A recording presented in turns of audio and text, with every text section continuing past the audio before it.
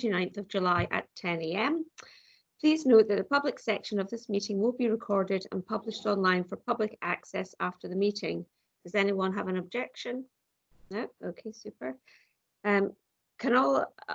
Given the number of people on the call, I'm not going to ask you to switch off your cameras, but if you could mute your microphones when not speaking. Microphones should only be switched on when you're invited to speak. Guidance on how to do this is contained in the guidance issued to you. I will now ask the clerk to advise the members participating today and for all members to confirm their attendance once their name has been announced by the clerk, so it is clear in the recording of the meeting and can also be recorded by the clerk. Ms. McBain. Thank you. So just before I go through the procedure note, I'll just do a quick roll call. So Councillor Bolton, are you present? Here. Councillor Allen? Here. And Councillor Mason? Here. Okay, thank you. If we can all just be present for all of the items as it's quasi-judicial. I'll just read out the procedure note now. Okay, members have the procedure note which was circulated with the meeting papers and is intended to set out the wider framework within which the review body operates. From this, it is clear that the first task for the review body is to come to a decision on whether the review documents contain sufficient information for the case to be determined without further procedure, and by that it is meant without further information or representations. To assist, I feel it would be helpful to mention the following. Firstly, that the regulations governing the local review process require that all matters which the applicant intends to raise in the review must be set out in or accompany the notice of review. Secondly, that the focus of the review should be on the basis of what was before the appointed officer when a decision was made, and only in exceptional circumstances will new or additional matters be permitted to be taken into account. Thirdly, to note that the modernisation of the planning system, which included revisal of the planning appeals process, of which this local review body is part, removed the previous right on the part of an applicant to insist on a hearing and replaced that with the local review body, providing them with the power to choose a procedure which more accurately reflects the facts and circumstances of the individual case. And lastly, that guidance issued by the Scottish Government's Chief Planner stated that reviews by local review bodies should be conducted by means of full consideration of the application afresh. This review should take the form of a structured discussion led by the chairperson to consider the matter set out in the notice of review before you, and I would conclude by drawing your attention in particular to points 10 to 12 of the procedure note. Thank you. Thank you very much, Ms McBain. As we heard from Ms McBain, the local review body contains quasi-judicial business. Members are reminded that they are not to leave the room during the meeting in consideration of any application, otherwise they wouldn't be allowed to determine it. The meeting has been convened in response to 3 requests for review of decisions taken by the appointed officer under the Council scheme of delegation. Members of the local review body have before them copies of the review documents as listed in the notice calling the meeting. I will now, as chairman, I will now proceed with the 3 hearings. We've had the procedure outlined by Ms McBain, so can I just check that everybody's got the procedure note? Yeah, okay, that's super. Right, turning to consideration of the first review in respect of a decision to refuse the application for the formation of a driveway to the front of the dwelling at 16 Don Terrace, Aberdeen, application 200036. We will now hear from the planning advisor in attendance, Mr. Gavin Evans, who will provide us with a brief description of the application proposal and a reminder of the reasons why the application was refused. I would point out that Mr. Evans attends today's meeting to provide us with the necessary professional planning guidance because he's not been involved in the earlier consideration of the application under review. Mr. Evans will not, however, be asked to express any view on the merits of the proposed development, and in effect, his role will be a neutral one involving the provision of factual information and guidance only. And with that, over to yourself, Mr. Evans. Thank you, Convener. I'll just get the PowerPoint presentation up here. Just a second. Tom, can you pop your mic off for that? Thanks. Hopefully everyone can see that now.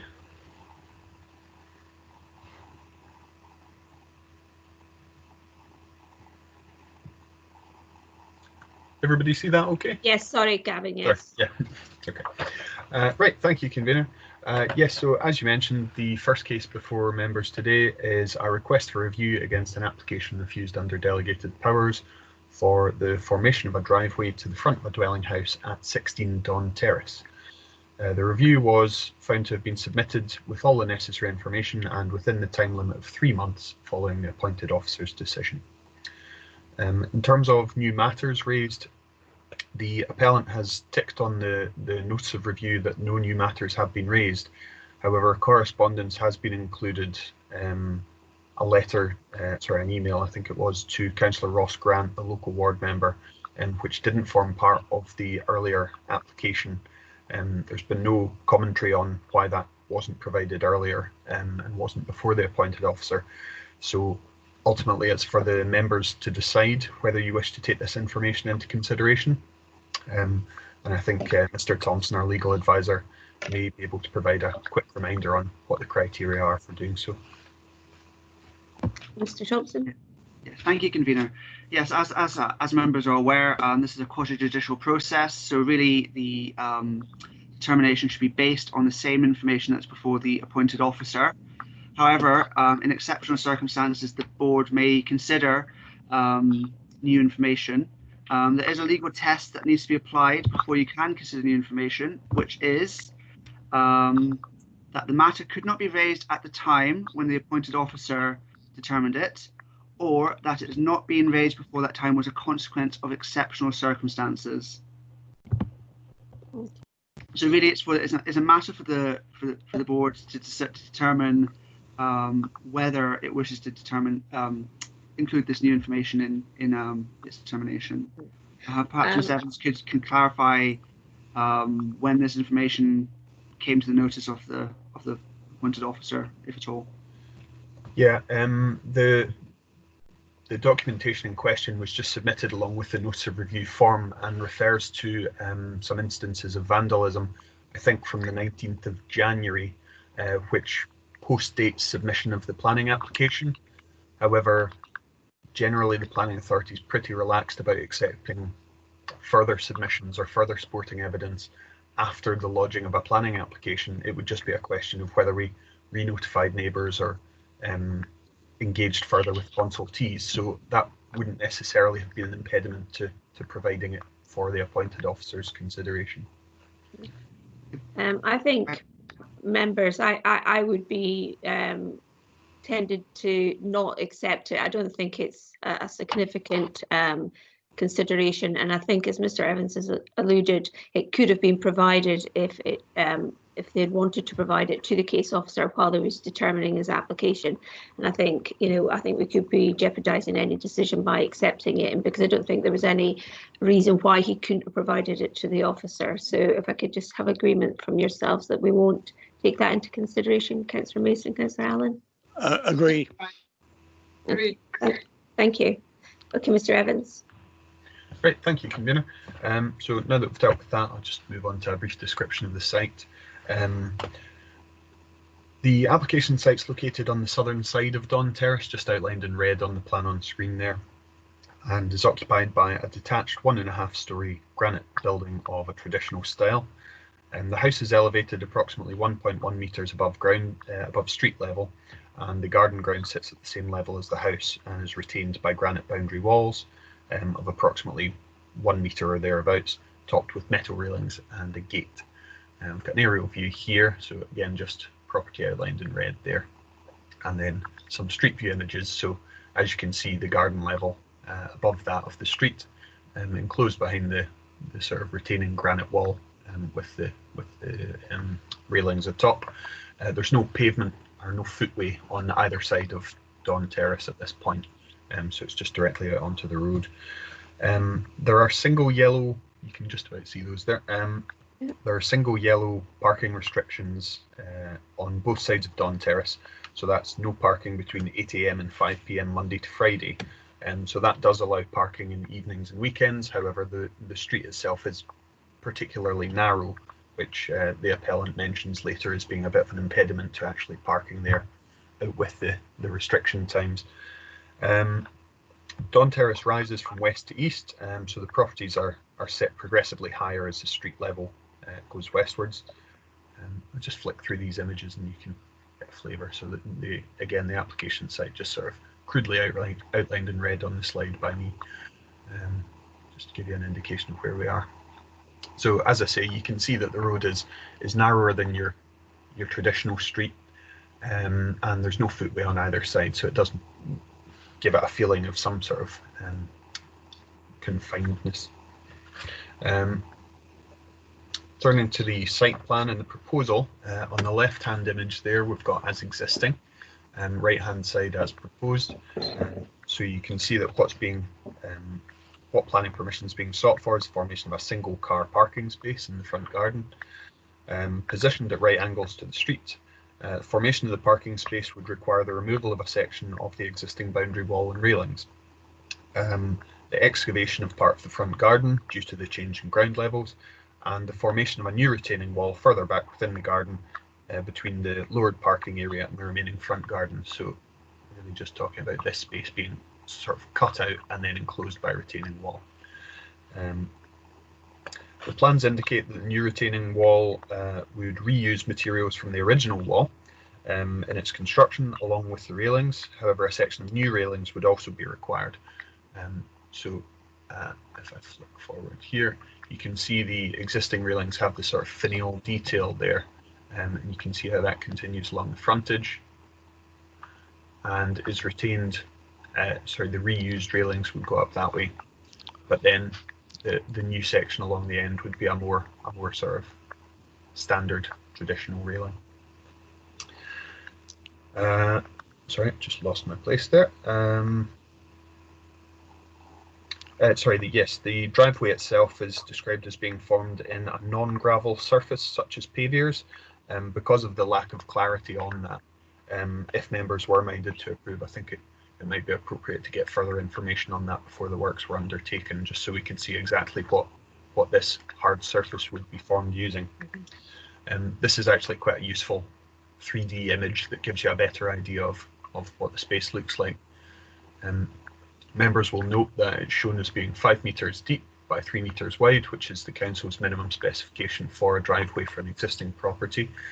The width achieves 3 metres at this end, and then you'll note that the space actually widens out, which the council's roads officer mentions in his consultation response as being of assistance in terms of manoeuvring in and out of the space. It just provides a little bit of extra space to do that comfortably, which is useful given the restricted width of the road and the absence of footway.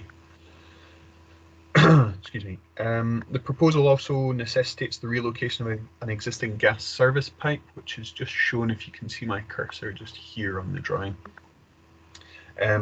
Although that's something that would have to be arranged separately between the applicant and the relevant service providers. The plan also indicates the installation of ducting to allow for an electric vehicle charging point to be installed in future. That's just this dash line shown there.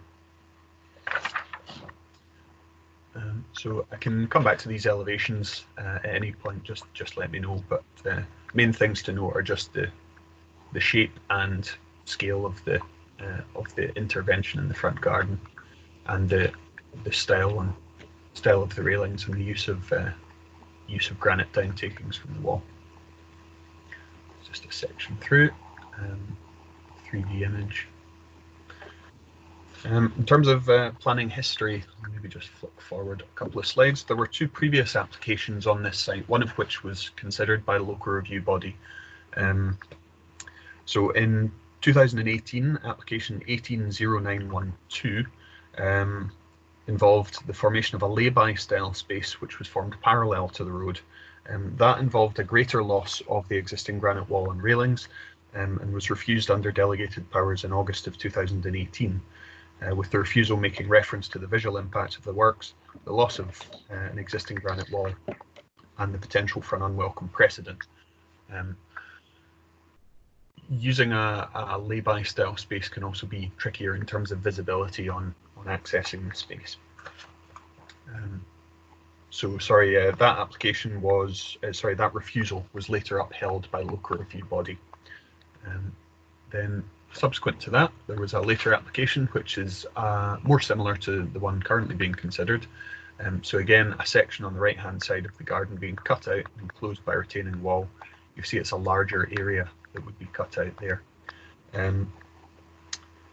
Again, that was refused under delegated powers in May of 2019. The reasons noted that it would not achieve the minimum depth of 5 metres along its full width. So you'll see that the property doesn't sit parallel to the street, meaning that the depth of the driveway gets progressively shorter as it goes along here. And if we compare that to the current proposal, you'll see that that's been altered in order to achieve a consistent depth so that there's no scope for a vehicle which is parked in the driveway to be overhanging onto the road, which is the potential concern from a road's point of view. So yeah, again, that was refused in 2019. Reasons including that it wouldn't achieve the minimum depth of 5 metres along its full width, would also be unsympathetic to the character and appearance of the streetscape. Also referenced the loss of the boundary wall and railings and landscaped garden ground. This case wasn't referred to the local review body, so there was no review decision on that one. Turning to the appointed officer's reasons for refusal, these make reference to the formation of the driveway altering the pattern and appearance of development along Don Terrace, involving the removal of a historic granite front wall with cast iron railings, which are intrinsic features to the narrow street's character. So that's placing emphasis or placing importance on the retention of that wall and railings as a sort of feature in the street scene. The subsequent loss of those features and breakage in the front boundary and excavation of the front garden were considered to create an unsympathetic, and were also considered to involve the unsympathetic and eye-catching retaining walls with unsympathetic modern railings, and that was seen to disrupt the visual continuity of the historic railings and walls along the street, and thus adversely affect the visual character and amenity of the Don Terrace street scene. As such, the proposal wasn't considered to comply with policies H1 relating to residential areas and D1 relating to design quality from the local development plan. So that was the basis for the refusal of the application. Considerable importance being placed on the railings, the wall, and the formation of the driveway and its visual impact generally. In terms of the appellant's case, this is set out in a supporting statement, which is included in today's agenda pack. Just flip forward. There's an image from that I've included here.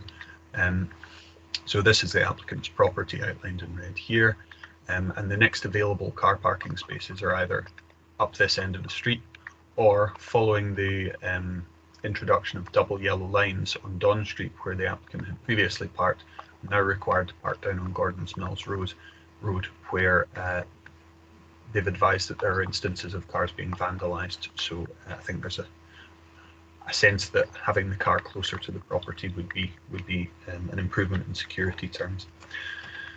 So the main points in the appellant's supporting statement, firstly, they consider that a single concession need not threaten the Don Terrace streetscape, pointing out that the council's roads team have also commented that the approval here wouldn't set any sort of precedent. Number 16 is seen to be a special case for consideration because the neighbouring properties either have access to rear parking or have more convenient access to unrestricted on-street parking. Just as an example, the property immediately next door on this side actually has a garage which is accessed off here. Ones further up the street, there's a more recently constructed property, sort of not a historic building, which has a driveway to the front. And these properties here obviously have access around the back to Don Street, which is more convenient. So that's the point being made there. The appellant points out that alternative options have been exhausted. There's no scope for parking to the rear. I understand that they had been in contact with other parties to try and see if they could secure access across this section of existing car parking to get access to their rear garden, but that's not been successful. City Council, as I mentioned, recently added double yellow lines to the closest section of Don Street, which is just down here where the appellant previously parked. So now that the closest available is Gordon's Mills Road. Points out it's reasonable for a family home to have a driveway and highlights the requirements for new build homes in terms of council guidance requiring driveways or garages or other parking provision. It points to the recent instances of vandalism on Gardens Mills Road, highlights that the granite cope and the iron railings from the existing wall would be reused in the proposal, points out that there's a need for a dedicated space in order to provide an electric vehicle charging point, which the appellant is keen to do in terms of reducing carbon footprint, and ultimately contends that in the appellant's view, the proposal is consistent with policies D1 and H1 relating to design quality and residential areas. In terms of consultations and objections, the Council's roads team gave no objection. Earlier comments regarding the gradient of the driveway, the provision of swept path drawings to demonstrate the accessibility of the driveway, and means of drainage have since been addressed, so they're satisfied on those points. They note also that the driveway meets the minimum dimensions of 5 metres by 3 metres, and that its flared width eases accessibility given the narrowness of Don Terrace at this point. There was no response from local Tillydrone Community Council, and there was one letter of representation received from Aberdeen Civic Society, which explicitly states that it's neutral, however notes that the application is very similar to previous ones made for driveways at this address, and the Civic Society remains of the view that the proposal would detract from the character and amenity of the street. In terms of further procedure, the appellant has expressed a view that further procedure is required, recommending that members undertake a site inspection. So before we go through the relevant policy considerations, I'd just hand back to you there, Convener. Thank you very much, Mr. Evans. I was involved in the first LRB on the site, so I'm very well aware of the location. And I think what might be helpful, Mr. Evans, could you perhaps take up Google Streets or whatever it's called, and that'll maybe give Councillor Mason and Councillor Allen a site of it by Google Streets before they determine whether they feel they need a site visit. Sure, that's no problem. Sorry, thank you. Turn off my presentation there. I do have this ready, so I can just share my screen. Because it is very helpful.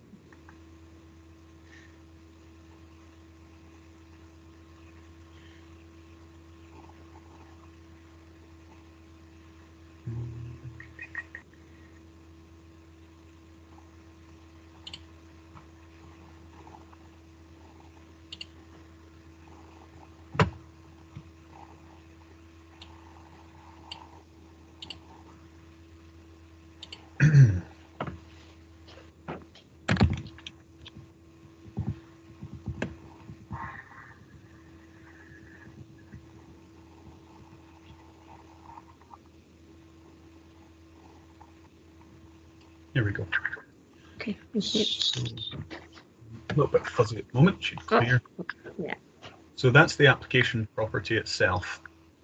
So what we're talking about is this side really being excavated out, and then the railings and the granite from the boundary wall being used to form the retaining wall, then being there. To one side, this will turn. The properties are more modern, sort of 20th century additions. However, there is still a continuous granite wall down this section. You can see here the absence of footway and the narrowness of the street when there's a car on it. Sorry, it's running a little bit slow just now. That's okay. A bit like me. So yeah, there you go. So the appointed officers placed considerable emphasis on the sort of boundary treatments along this street and the sort of continuation of a sort of quite prominent hard enclosure there. You can see that obviously steps down at more historic properties that have the more decorative railings with finials.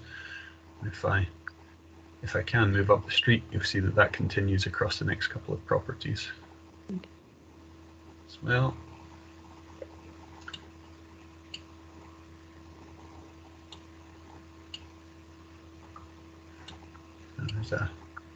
There's a great big hedge on this one, but I think if that image clears, there are still railings. Yeah, I can see them.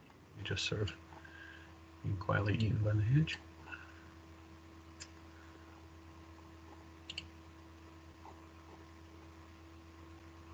There we go. So you can see again that that next property also doesn't have a driveway to the front. The one with the big hedge here on the left is the one that I showed in the aerial view before, that has a garage to the rear. So it does have access to parking in some form. I don't believe this one does. And then you can see the wall steps back up to be a little bit higher. And then as we get up to the far end of the street, there's again a more recent sort of few split type property that's been introduced here. You can just see peeking out that has an off-street driveway at the front. Okay. Does that help yourselves, Councillor Allen and Councillor Mason, or do you still feel that you'd want a site, or do you feel you'd like a site visit? I don't want a site visit. I'm content with the pictures and the diagrams that we've had. Thank you, Councillor Mason. No, I'm content. Just want to take a few moments just to look at this photograph, to make sure I know what I'm looking at. Feel free to steer me around if you like, Councillor Mason. Sorry? Feel free to steer me around with the image. Well, yeah. Okay, this is 2 doors away that we're looking at the moment. Is that right? Good question.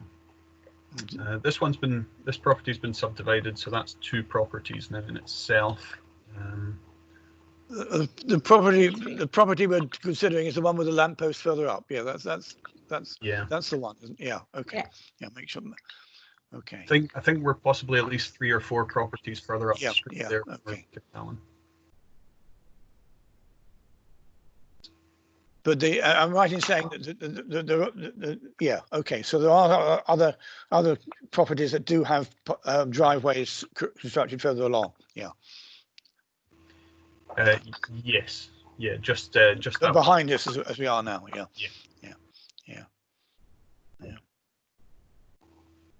Okay. No, I'm and there are absolutely no houses on the left-hand side.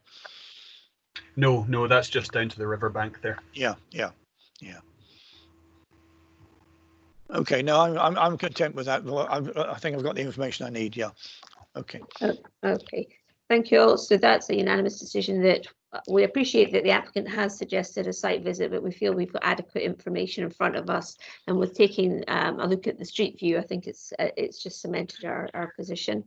So as members feel they have sufficient information, we'll now hear from Mr. Evans on the relevant policies and consideration for his review. Mr. Evans. Thank you, Convener. Yes, so as I mentioned before, the application site here is located in a residential area where policy H1 applies in the local development plan. And the overriding considerations under policy H1 are that proposals should not constitute overdevelopment, should not result in an unacceptable impact on the character and amenity of the surrounding area. So that's where there's an important value judgment there for members about what you consider that character to be and how this would affect it. And also proposals should comply with relevant supplementary guidance. In this case, that would be the Council's Transport and Accessibility Supplementary Guidance, which has some advice on driveways specifically, some from a technical perspective. So if I just go through those in turn, states that driveways should be a minimum of 15 metres from a junction, however 10 metres may be acceptable in some cases. In this case, we're approximately 50 metres to the junction with Don Street, so there's no conflict there. Driveways for existing houses should be a minimum of 5 metres in length to prevent vehicles overhanging footway. As we saw before, this achieves that 5 metres continuous depth. Single driveways should be at least 3 metres wide. Again, that's shown on the drawings. Gradient should generally not exceed 1 in 20. However, 1 in 15 can be accepted if using non-slip surfacing. The original proposal was revised from 1 in 15 to 1 in 20 gradient, following comments from our roads colleagues. The driveway should be internally drained, so not discharging water to the road. Again, the plans show a channel drain between the driveway and the public pavement, which should prevent water being shed onto the public road.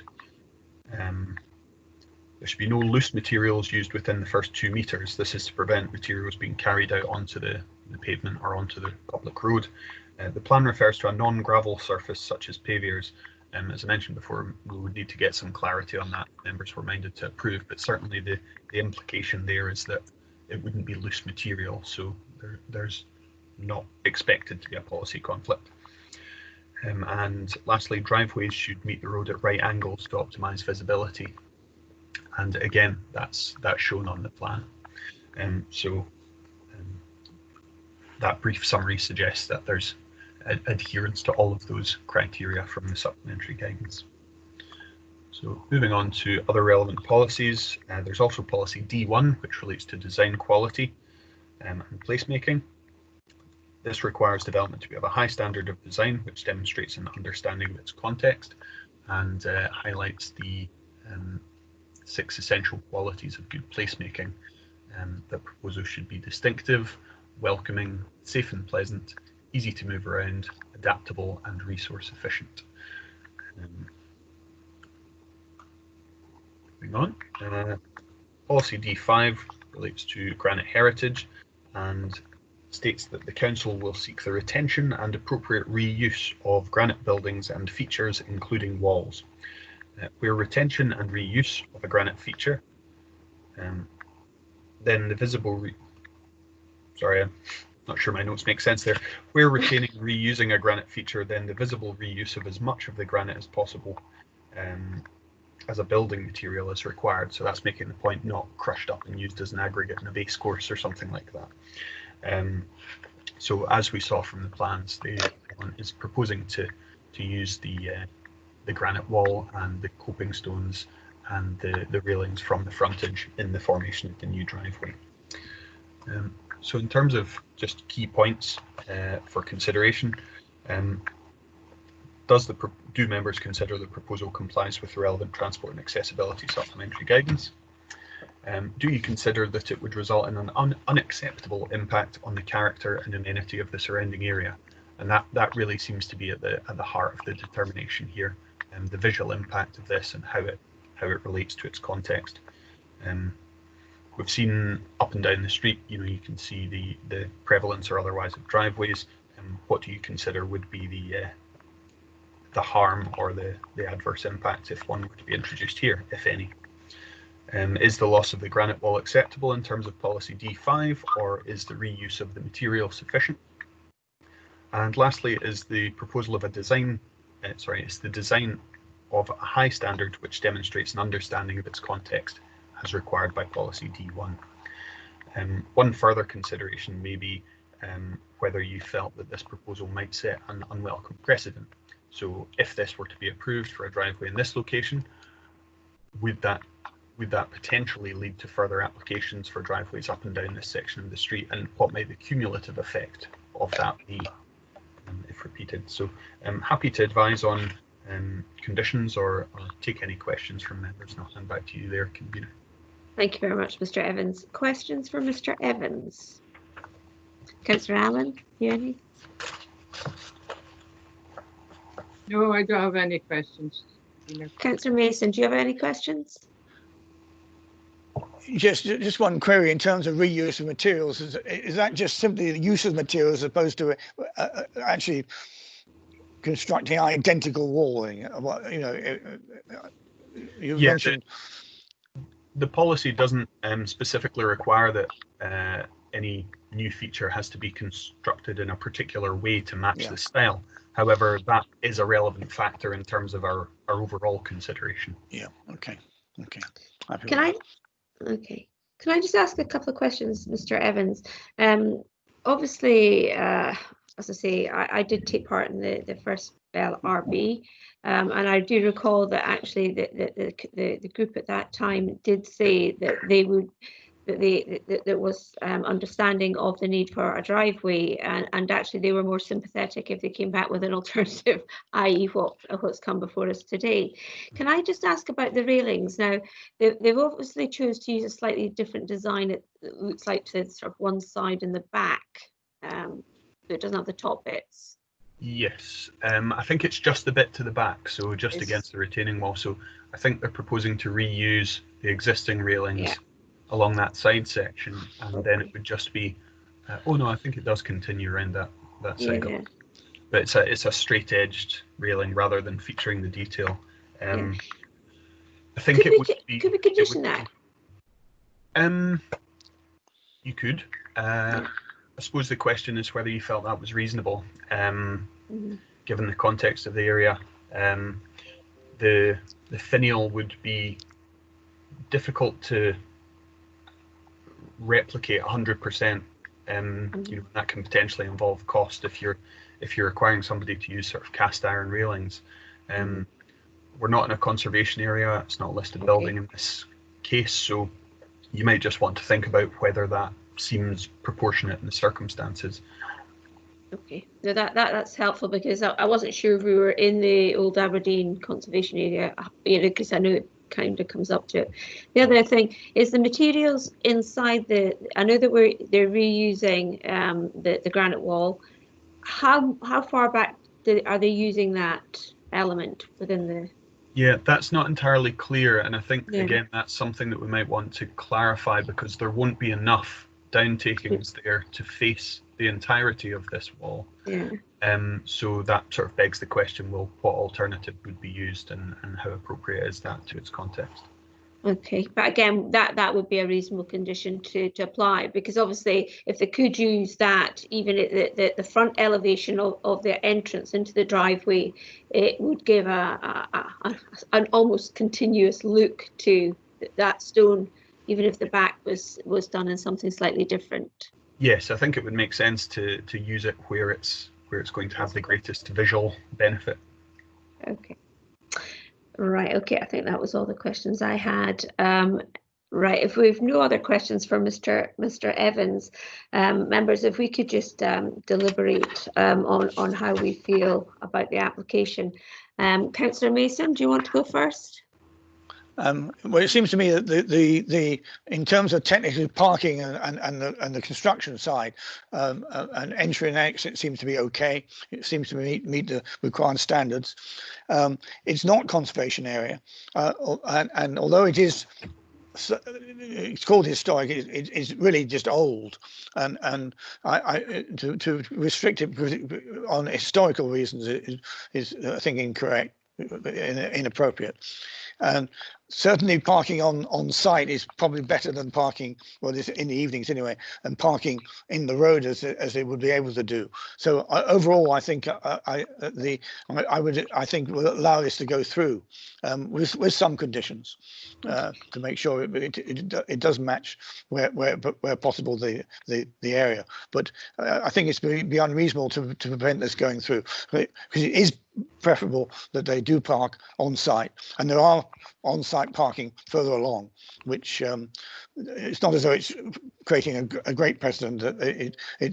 There may be other people might want to do it, but it wouldn't harm if they did. And in addition to which, the opportunity for electrical connection is presumably a good thing. And so overall, I think we should allow this to go through. Okay, thank you, Councillor Mason. Councillor Allen. Yeah, I would agree with what Councillor Mason has said there. I think the added yellow lines further up is causing a bigger problem. It looks fine to me. It's not a street that a lot of folk are going to be walking up and down thinking, you shouldn't be doing this. It's quite a secluded street with residents. There is another one there, and I have no reason in my mind to refuse it. I would go ahead and allow it. Okay, thank you, Councillor Allen. Obviously, looking at policy H1, and really it's down to, does it have an unacceptable impact in the area, which I don't believe it does, because if you look at the adjoining seats, there's quite a sort of a patchwork of styles. Even on the street itself, we've got a modern intervention further down with a few splits. So I think that the historic value of the street has already, if you like, been slightly impacted. And I don't think this particular driveway would actually detract from the value of that street. I think it's been sympathetically done. As I say, I was involved in the first LRB, and we didn't feel that it was appropriate, the style they had there, and we did indicate that this type of style would be more acceptable, certainly to the LRB. So I feel that they've gone as far as they can to if you like, compensate for the impact of the loss of the continual wall by reusing the granite. I think as well, we've heard it does comply with our supplementary guidance on transport and accessibilities. So that's obviously a positive.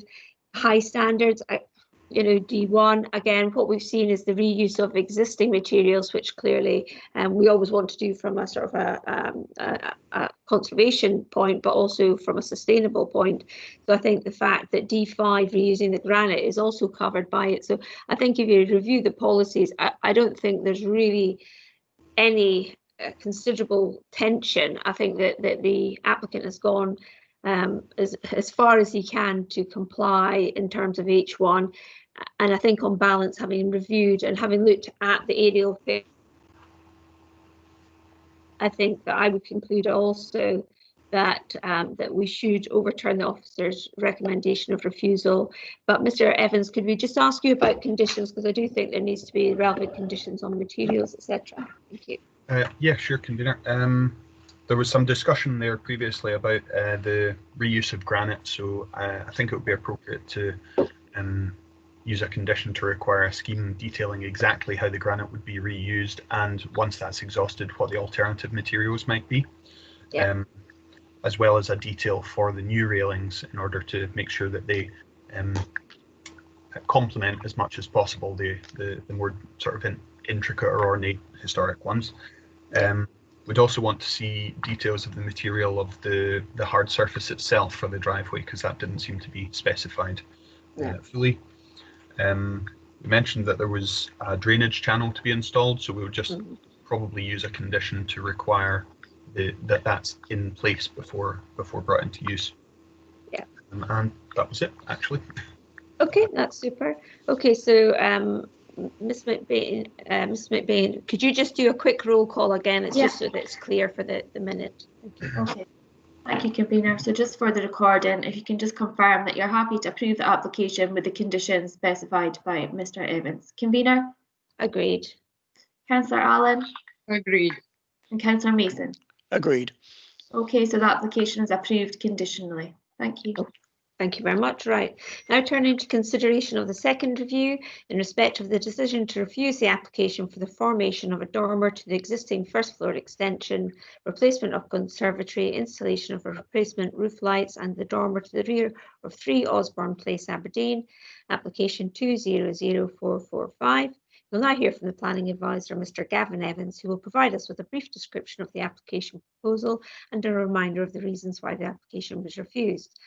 Again, I would point out that Mr. Evans attends today's meeting to provide us with the necessary professional planning guidance because he has not been involved in the earlier consideration of the application under review. Mr. Evans will, however, not be asked to express any views on the merits or the proposed development. In effect, his role will be a neutral one involving the provision of factual information and guidance only. Mr. Evans.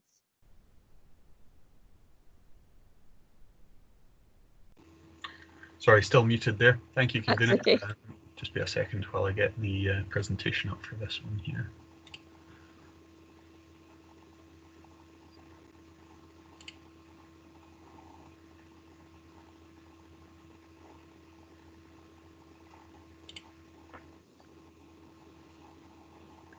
Here we are. Hopefully everyone can see that now.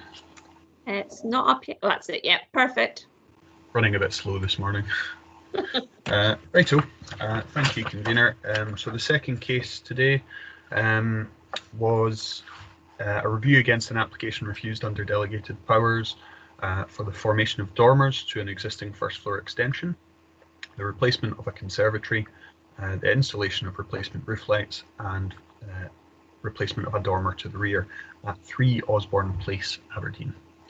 Again, the review has been found to have been submitted with all the necessary information and within the time limit of 3 months following the appointed officer's decision.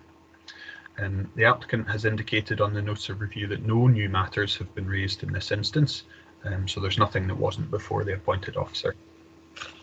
In terms of the procedure by which the review is to be conducted, the applicant has expressed the view that a site visit would be critical to understanding the lack of visual impact from the proposal. So I'll provide some background to the case first and foremost before handing back to you, convener, for members to decide on procedure. Thank you. So this is the location here. So the application site's located on the southern side of Osborne Place, approximately 20 metres to the west of its junction with Albert Street, and comprises a, that's just an aerial view, a 1.5 storey traditional mid-terrace dwelling house with associated garden grounds. There we go, so that's the front view. The front of the mid-terrace property features a traditional granite bay window with 2 dormer windows, one of which is of a traditional painted style and the other appearing to be a later addition. There's no alterations to the front of the property. Just outlined in red in case you were in any doubt. To the rear, there's an existing lean-to style offshoot, which is on the left-hand side of the image here. That's along the western boundary, which the officer's report identifies as being either original to the property or a very early addition to it from the early 20th century, as well as a late 20th century conservatory on the right-hand side of the image there, which runs along the eastern boundary. Both of these rear offshoots project approximately 7.5 metres from the main rear wall of the house, and the older lean-to has a later cat slide style dormer, which you can just see the side of there, protruding above the roofline. On the rear slope of the main dwelling's roof, there's a non-original dormer window, just in brown there, and 2 roof lights, one of which is just obscured by the foliage there. The rear garden of the property is approximately 35 metres long, with a detached garage, you can just see there at the bottom, which is accessed via Albert Lane. The site again is located in an area that the local development plan identifies as an H1 residential area, where policy H1 applies. It is also located within the Albine Place and Rubislaw conservation area. In terms of planning history, there was a previous application in March of this year, which was refused. Sought planning permission for a largely similar development comprising the formation of a dormer in the existing rear extension, replacement of the conservatory, installation of replacement roof lights, and a new dormer window to the rear. No review was sought against that delegated decision. And if I flick forward, I think I have. I'll come back to that later. Just we'll go through the proposal first, rather than starting off with the previous one. So planning permission is sought for the enlargement and alteration of the existing rear extension in order to provide accommodation across 2 floors. So we're talking about the sort of older rear offshoot there. This involves the removal of an existing rear conservatory, which is on the right-hand side, and its replacement, erection of a new lean-to style conservatory to replace it. That would be formed in brown UPVC. This is the floor plans, and I can come back to these later if that helps, but I'll just flick over them for the time being. So what you can see from the first floor plan is the extent of the increased floor space. So whereas the cat slide dormer on the existing upper floor plan at the moment just provides for that bathroom, the changes to the roof profile would allow for this to include a new bedroom as well as a reconfigured or smaller bathroom.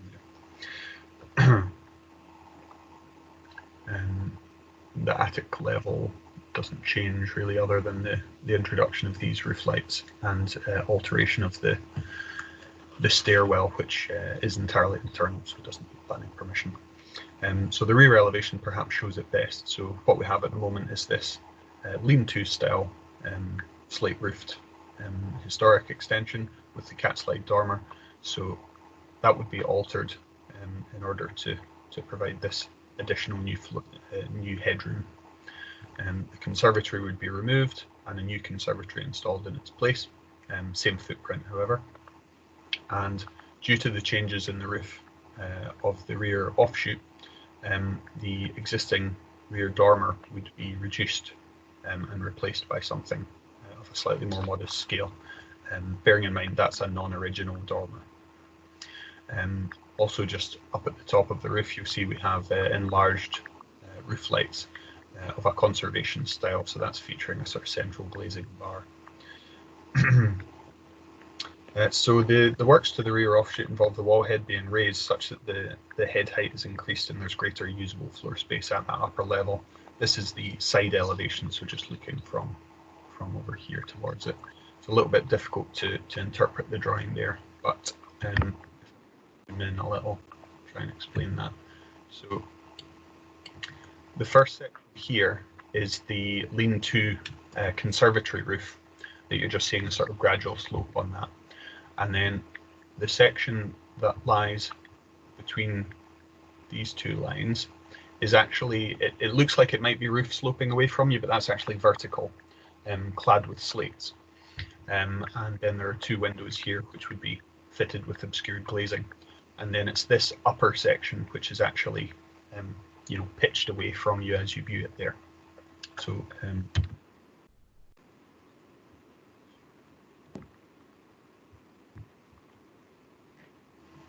the previous image, so that's what you're seeing there. So there's the conservatory roof gradually sloping away, then the vertical section which is clad in slates, and then there's a smaller section of pitched roof, and then we've actually got a flat roof on top of the whole thing as well.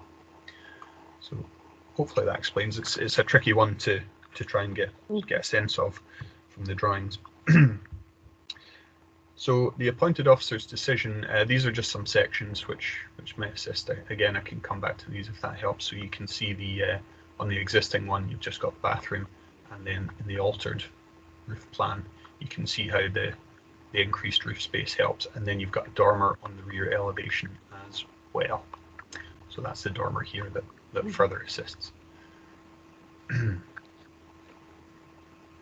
So in terms of the appointed officer's reasons for refusal, the main points coming out from that were noting that some aspects of the proposal are acceptable. It's not, it wasn't refused on the basis of each and every component part being unacceptable, but nevertheless concluded that the scale, mass and design of that rear extension is not subservient or sympathetic to those of the original dwelling. The proposal was considered therefore to be detrimental to the character of the area. For those reasons, the proposal was found not to comply with the Householder Development Guide, Supplementary Guidance, and with policies H1 and D1 relating to residential areas and design quality. The unsympathetic extension was considered to dominate the rear elevation of the property, which is prominently visible from Albert Street. Now, if I just flick back to the plan view, just to show that, sorry. So this is Albert Street here. So what the appointed officer is alluding to there is that there are views across the rear garden of number 1 of this extension. So there would be a degree of prominence. You know, it's not that it's an entirely enclosed rear garden that wouldn't be visible from a street. I can come back to that on Street View, and you can perhaps get a sense of that. Sorry, just flick back. Apologies for bouncing around these slides. So the adverse impact, the proposal was considered to have an adverse impact on the character of the conservation area, and thus the appointed officer concluded that it would fail to comply with Scottish planning policy or historic environment policy for Scotland, as well as policy D4 relating to the historic environment from the local development plan. The officer noted that there was insufficient detail to make a full assessment of the proposed replacement window to the rear dormer. That is talking about just this window going into the altered dormer. I think what's being mentioned there is the lack of detailed cross sections to demonstrate whether that's a sort of traditional style sash and case window, and points out that this has the potential, depending on the style of the window, to have a detrimental impact on the character and appearance of the conservation also. The officer also concluded that in terms of other material considerations, the policies of the proposed local development plan, which is the settled view of the council, would also support refusal. Excuse me. In terms of the appellant's case, I don't think I have a slide from that one. In terms of the appellant's case, set out in the notice of review along with an accompanying statement, both of which are in the agenda pack. The main points being made. Firstly, the appellant would disagree that the proposal would effectively create a two-storey extension of an unacceptable or unsympathetic scale, design and form. The appellant considers that the existing rear extension is already across 2 storeys. Just flick back to that briefly. So that's referring to this. So there is accommodation across 2 floors. However, in terms of the actual built form, I think you would reasonably read that as being a single story with accommodation and roof space rather than being full 2 stories. And I think that's the distinction being made by the officer. The appellant does not consider that the proposal would dominate the rear elevation of the property, and highlights that the rear of the property is not highly visible and in fact can only be seen from one spot on Albert Street, and the visual impact of the proposal wouldn't be significant. I don't know if it helps at this point for me to get up Street View. Yes, please, that would be good. Just rather than coming back to that. I'll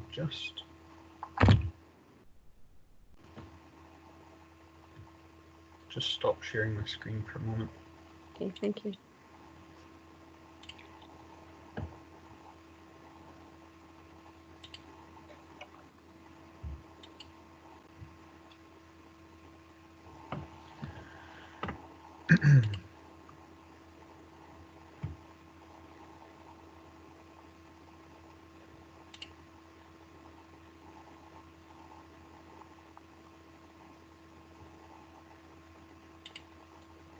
Right.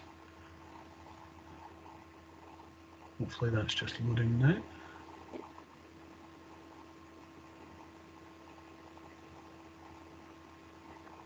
Can you see that one okay? Yes, thank you. Great. So this is actually looking from that spot on, is it Albert Street? Albert Street, yeah. And this is the application property in question. So that's the extent to which you would be able to see the rear offshoot, albeit the roof form would be altered, so it would be a slightly different arrangement. But that's the extent to which it's publicly visible, or and you probably have to be on the other side of the street, wouldn't you? Because that's quite a high wall. Yes, that's a good point. Actually, yeah, that'll be at least 2 meters, that wall. So that's true. The Google Street View cameras, I think, right on top of a car, so yeah, taken at some height. Okay. Could you also give us, you know, the satellite looking down, so that we can see the adjacent properties as well, Gavin? Yep. Thanks.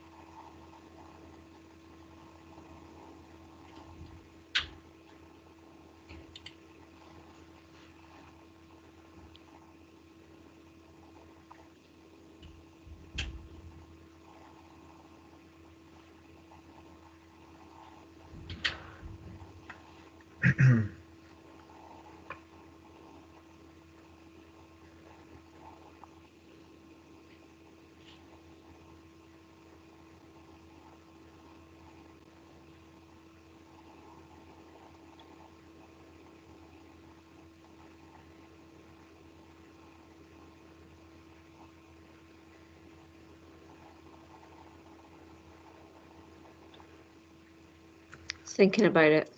Yeah, I'm hoping it gets clearer. Yeah.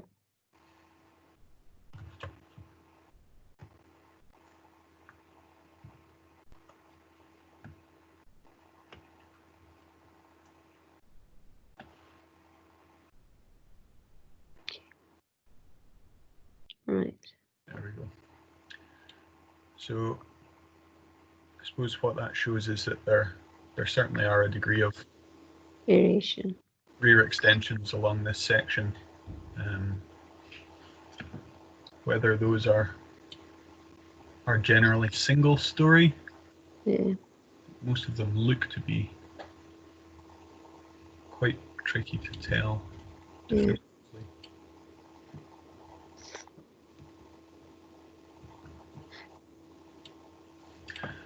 Is that okay for just now, Councillor Bolton? I can always come back if you like.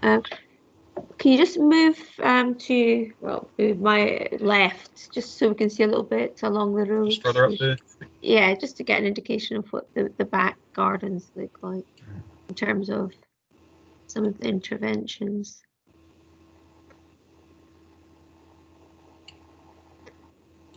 Okay. Is that sufficient for yourselves, Councillor Allen, Councillor Mason? Is there anything else while Gavin's got this up that you'd like to look at it from? Yeah. No, that looks fine. It's difficult to tell how high they are, but yeah. Can you just go back over the property again, just to make sure I'm the bit? Can you indicate clearly the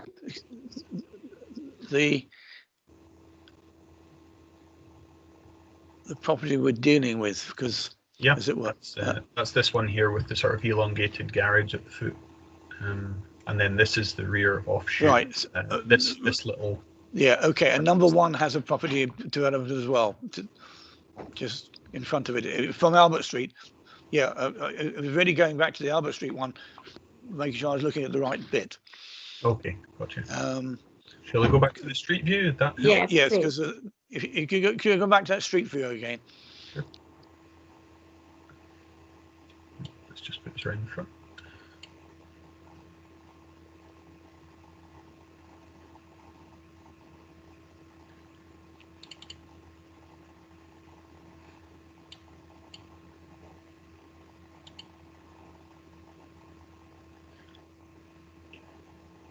Might have been quicker to do a site visit. Don't worry, Gavin. You're more proficient than I am with these things. Okay. Getting there. Yay! Right. There we go. So okay. There you can see the extension. Right. Which belongs to number 3? Is there something in front of actually in number 2? In number 1 rather? Yes, this part here with the sort of lighter sandy coloured extension, that's number 1. Okay, so and then number 3 is the darker one. The behind, yes. Okay. So yeah. We can't go along Albert Lane or whatever it's called, can we? Might be able to. I think the Google camera's gone down quite a few of these lanes. Whether you can see over the wall or not, maybe another one.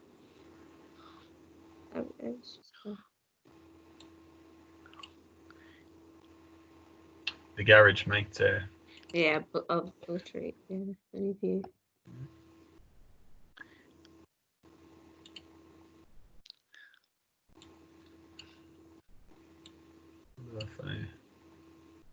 Sort of depends to what extent it's open. Yeah. Behind the wall, you might be able to see over that.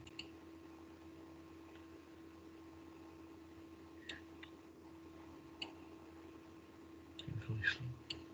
Don't worry, Kevin.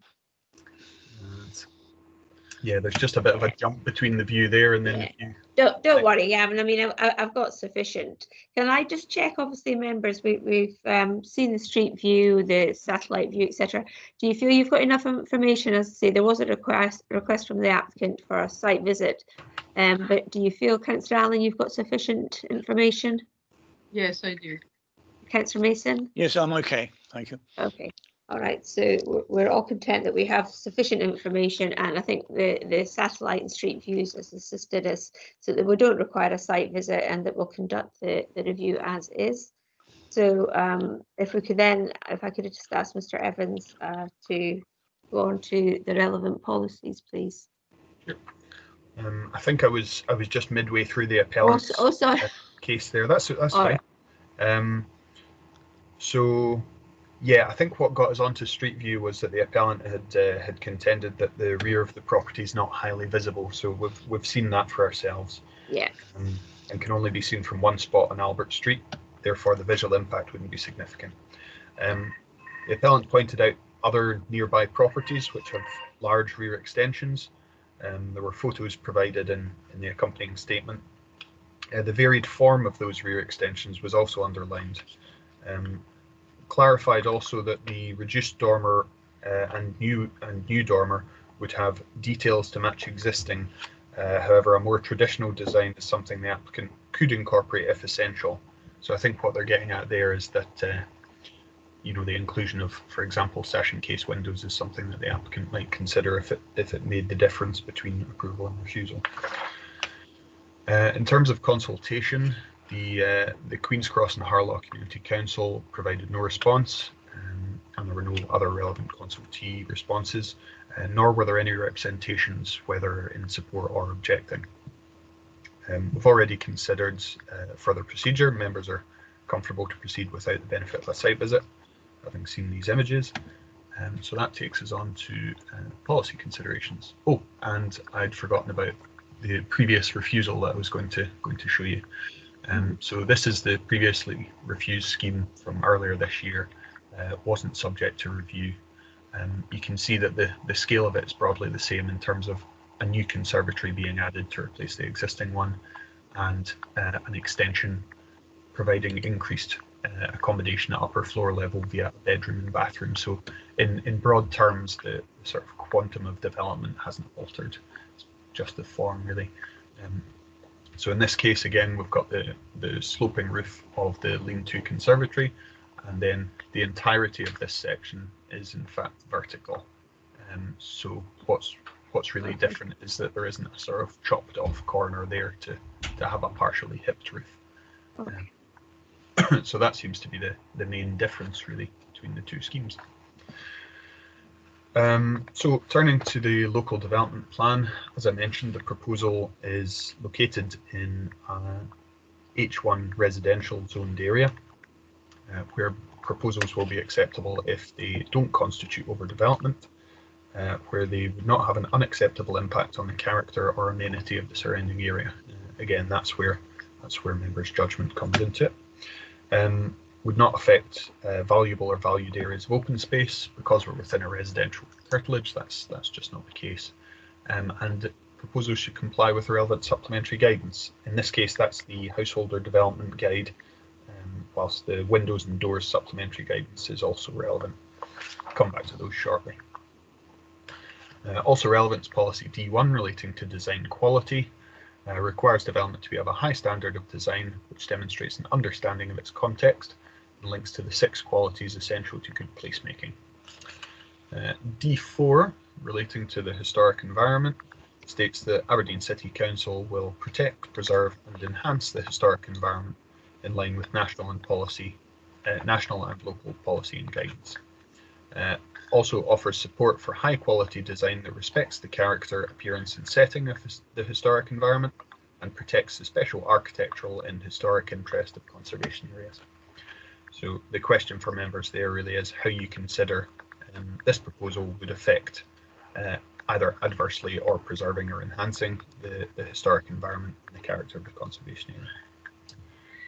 So just coming back to the relevant supplementary guidance, I'm afraid there's a bit of it to consider because the proposal has a few different facets. First and foremost, the Householder Development Guide has some advice on extensions, with general principles setting out that extensions should be architecturally compatible in design and scale with the original house and with the surrounding area. Extensions should not dominate or overwhelm the original house and should remain visually subservient. No extension should result in a situation where amenity of neighbouring properties would be adversely affected in terms of privacy, daylight or amenity generally. And earlier developments approved before this guidance was adopted will not be accepted as justification in support of proposals that don't comply with aspects of the policy. Flicking on again, the footprint of a dwelling as extended should not exceed twice that of the original house. Well, the footprint in this case isn't changing, it's really all about the roof form and the increase in the upper floor accommodation. No more than 50% of the front or rear curtilage may be covered by development. Again, because the footprint's not being altered, that's not of central importance. Single-storey extensions to terraced dwellings would generally be restricted to 3 metres projection along a mutual boundary. We mentioned before that the existing extensions project approximately 7.5 metres along the boundary, so really what's important is the degree of change and because the existing footprint's just being matched, then there's no worsening of the situation in terms of impact on neighbours. Extensions of more than one story will normally be refused where running along a mutual boundary, unless it can be demonstrated that the specific circumstances of the site and of the proposal would ensure that no detrimental impact on the character or amenity of the area would result. So the question here really is whether members feel that this represents a two-story extension along the boundary, or whether, as is the appellant's view, this represents a single-story extension but just has enlarged roof accommodation. Seems a bit of a semantic point, but in terms of dormer windows, the Householder Development Guide offers general commentary on those, as well as more detailed commentary on the rear elevation of traditional properties. First and foremost, new dormers should respect the scale of a building and should not dominate, overwhelm, or unbalance the original roof. On individual properties or in terraces where there are existing well-designed dormers and where there's adequate roof space, the construction of new dormers which match those existing may be acceptable. Those will not be permitted, however, if it would result in the roof appearing overcrowded.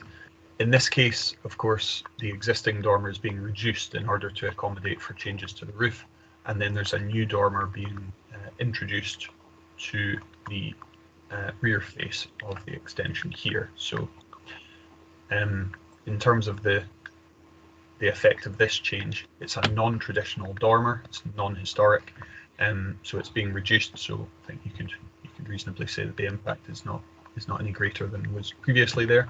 And then this is a relatively modestly sized dormer in the rear elevation. So just going back to that. There's a lot of detailed guidance on the specifications and dimensions of dormer windows and the rear elevation of traditional properties.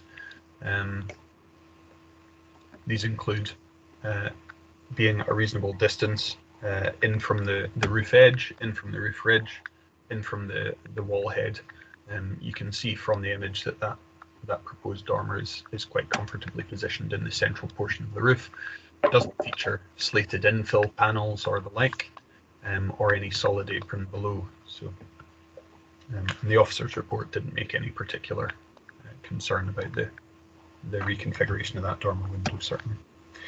In terms of roof lights should have a conspicuously vertical proportion, and when seen from ground level there's a foreshortening effect which tends to reduce the apparent height of a window, giving it a more squat appearance. And if I can flick back to the relevant plan, you can see that what's actually happening is that these roof lights are being enlarged, so they would have a more elongated appearance, which would counter that foreshortening. So you can see that they do appear quite squat in that existing rear elevation. On older buildings, and particularly on listed buildings and those in conservation areas, a conservation type of roof light will be expected. This will be of particular importance on public elevations. In this case, there's a degree of contention about whether this should be treated as a public elevation or not, depending on how you view its prominence. Even the addition of a central glazing bar to a roof light can provide a more authentic appearance in such circumstances. You can see here that there's a central glazing bar included in both of these wheel axes. So, sorry, again, flicking around these slides.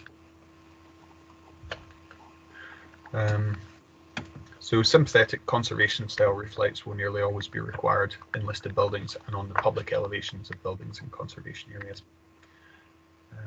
In terms of windows and doors, this is relevant in terms of the replacement of windows. However, what I would say is that the only windows being replaced are those in a non-original dormer, so we're not talking about any historic fabric or traditional sash and case windows being removed, so you perhaps don't need to dwell unduly on that.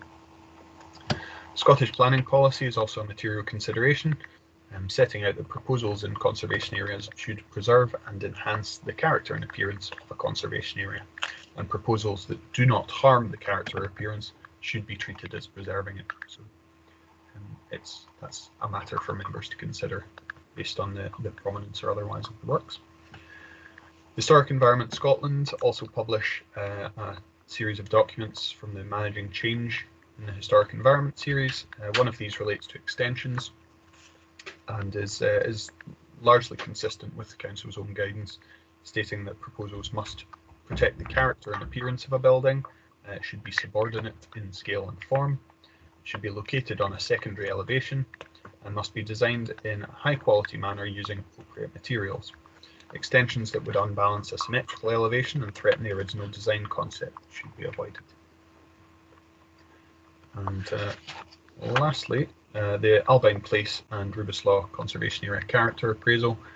That refers to Osborne Places comprising single-storey terraced houses topped with dormers, slightly emulating the Aberdeen cottage style. Identifies single-storey with dormer on eastern section of Osborne Place as a key characteristic of one of its identified sub-areas. Character Area C, is noted for its wide tree-lined streets, granite buildings and slate roofs, and the lack of dormers apart from the eastern section of Osborne Place. Identified weaknesses include the installation of thick-framed UPVC windows, and opportunities include high-quality extensions that respect, complement and add to the character of the conservation area. Threats include unsympathetic development that does not reflect or relate to the character of the conservation area. So the question there for members is whether you feel like this would enhance or preserve the character of the conservation area or not. And that's just some final points for consideration, just reiterating those main considerations. Policy H1 and the impact on the character and amenity of the surrounding area. D4 relating to the historic environment and the preservation of the character of the conservation area. And policy D1 relating to design quality. So when you consider those all as a whole, do members consider the proposal complies with the development plan?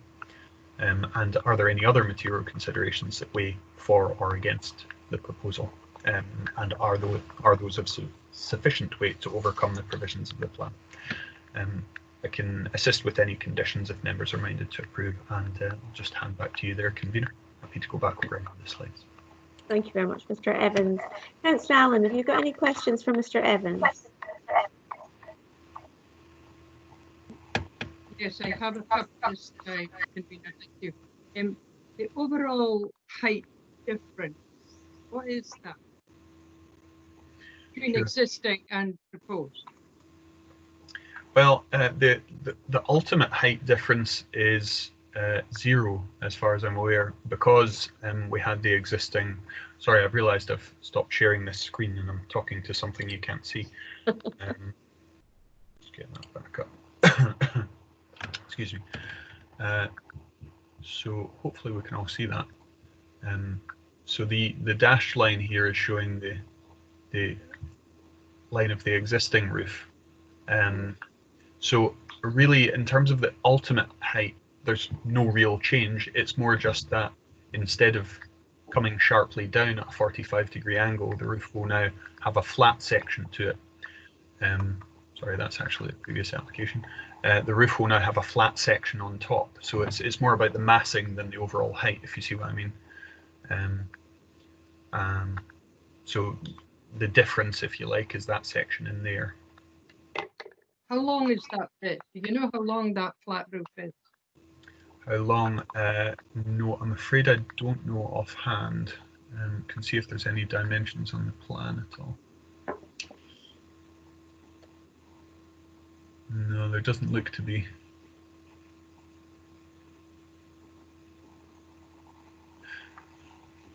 Sorry, I can't give you a dimension for that one at the moment, Councillor Allen.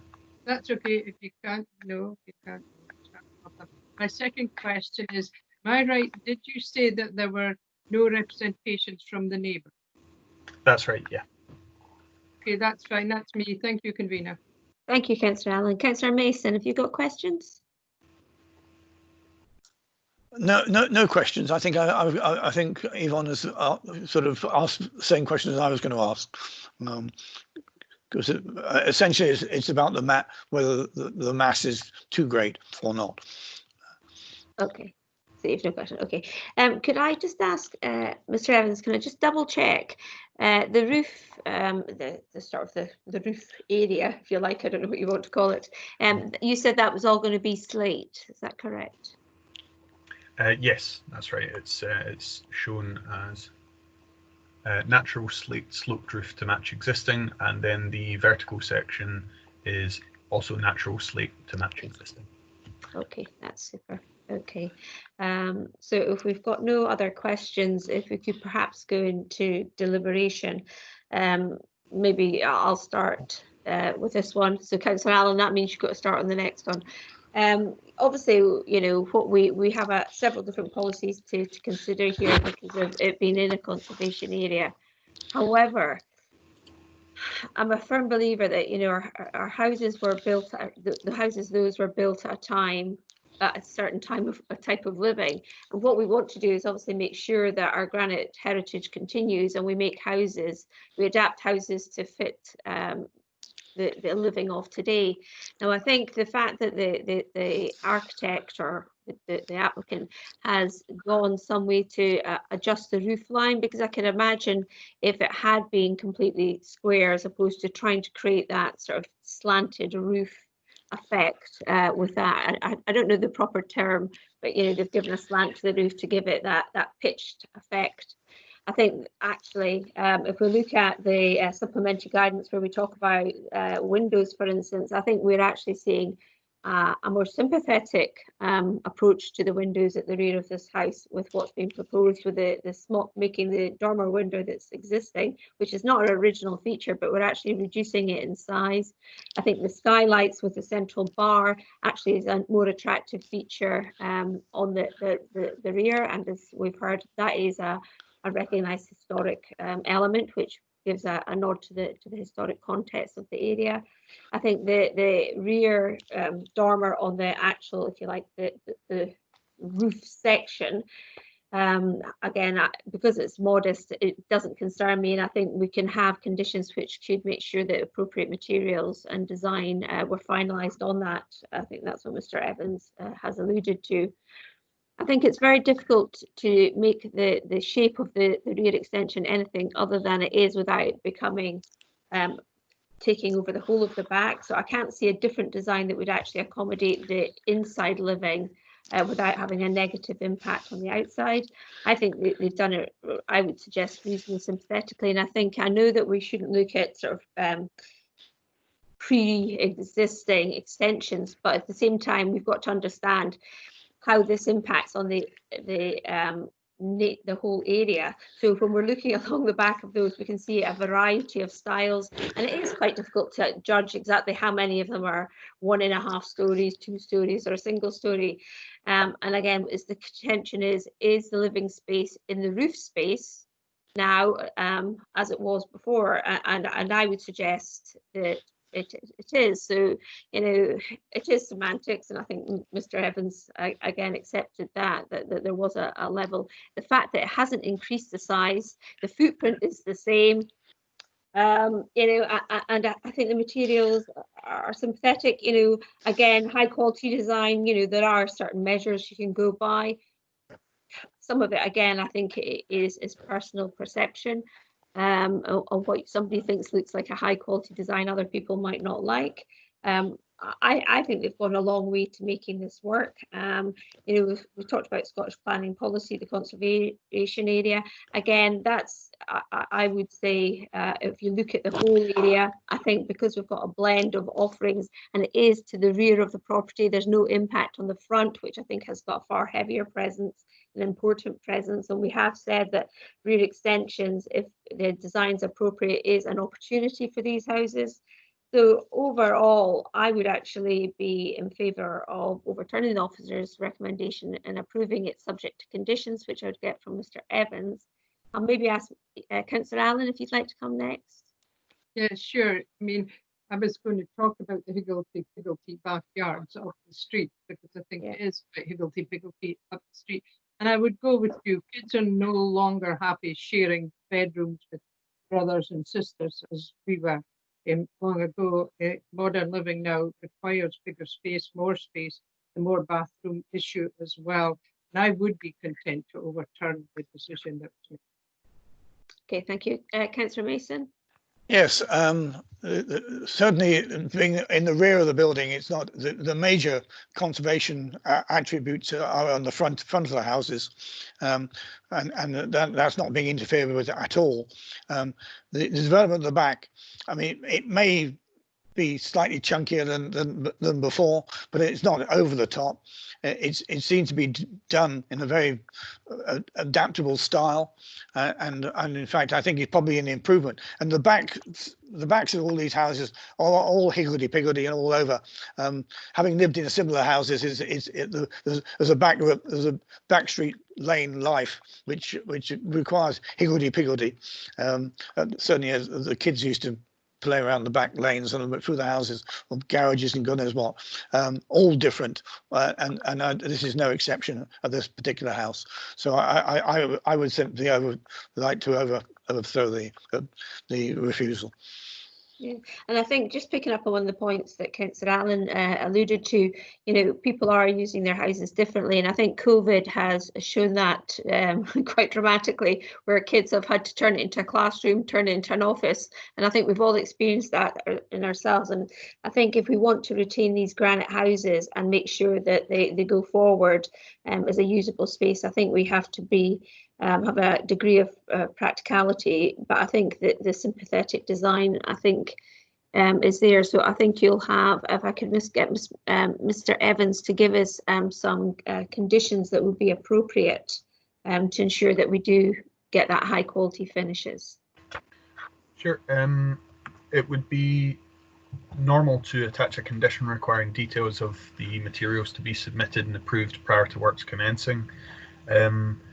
We talked before about the window detail for the rear dormer. There was a question there about whether that should or shouldn't be a sash and case style traditional window, given it's a rear elevation, but the officer placed importance on the prominence of that rear elevation. That comes into the windows guidance.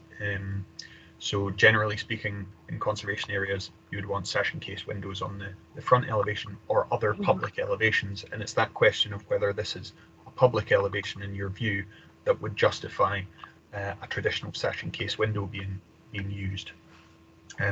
So if you felt it was, then we could secure the detail of that via a condition. If not, then perhaps not necessary. Yeah, I mean, I think it's quite a difficult one, but I mean, the one at the, if you like, at the modest dormer at the end of the extension, I don't think requires it because it's going to be looking down the lane. The suggestion was that obviously that dormer window is higher in the roof space, or you know, in the of the original house. Can we just see it from the street view to see how dominant or prominent that is? Because again, you're more likely to see the side of it rather than seeing it front on, because I think that would just be from the lane. It would be helpful just to be able to see. Sorry, I'll have to turn myself around here. Sorry, Gavin.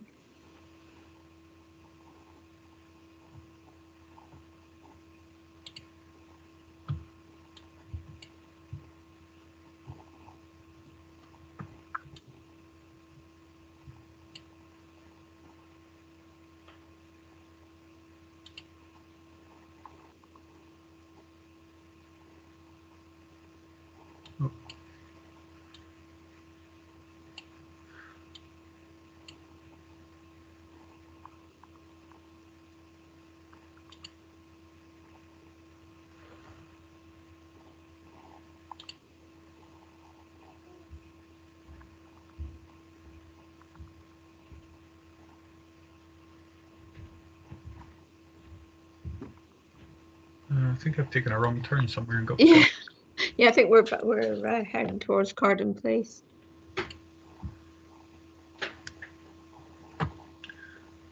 Yeah, I'll just go back.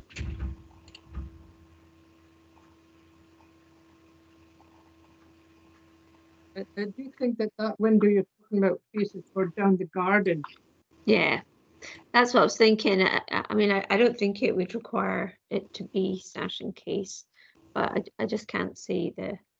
Oh. Yeah. Yeah, you can't actually see it for the other one, can you? Just need to maybe shuffle us a little All bit right. further down.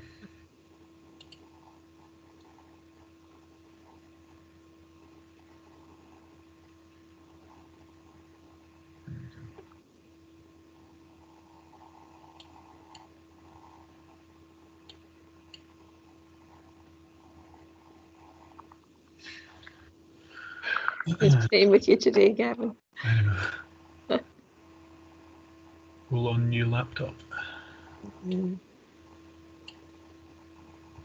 Okay, that's. Yeah, so I mean, You can't see it actually, can you? yeah, the Right. existing dormer there sort of gets in your way, and then at a certain point, this outbuilding's going to get in the way of views of that. So Yeah, so I don't think that requires a condition. Are you happy with that, councillors? Yeah, I think it Yeah. goes down the garden and you won't see it from the other. Yeah. Yeah, happy with that. Okay. So that would just be a condition on details of materials prior to commencement. And also, sorry, there was one more just on the specification of the roof lights, just to see that those don't protrude too far above the sort of flush of the roof. Yeah, and they've got that metal bar or whatever this middle bar. That's right. Okay.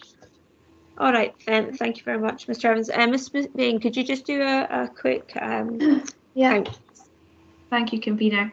So if you can just for the recording indicate that you're happy to approve the application conditionally with the conditions on materials and also the roof light specification. So councillor convener, sorry, Agreed. councillor Allen Agreed. and councillor Mason. Agreed. Thank you. So the application is approved conditionally. Okay. Thank you very much.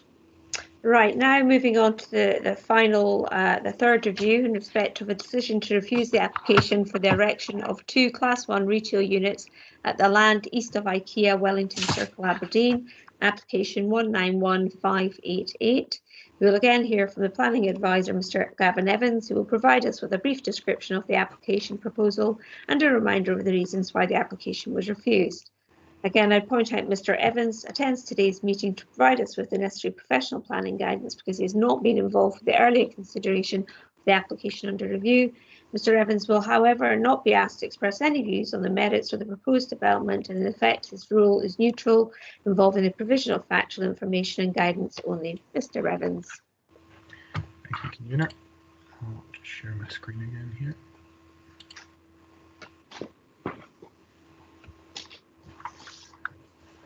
Right, so the final case for today seeks review against an application which was refused under delegated powers for the erection of 2 Class 1 retail units at land to the east of Ikea on Wellington Circle, Aberdeen.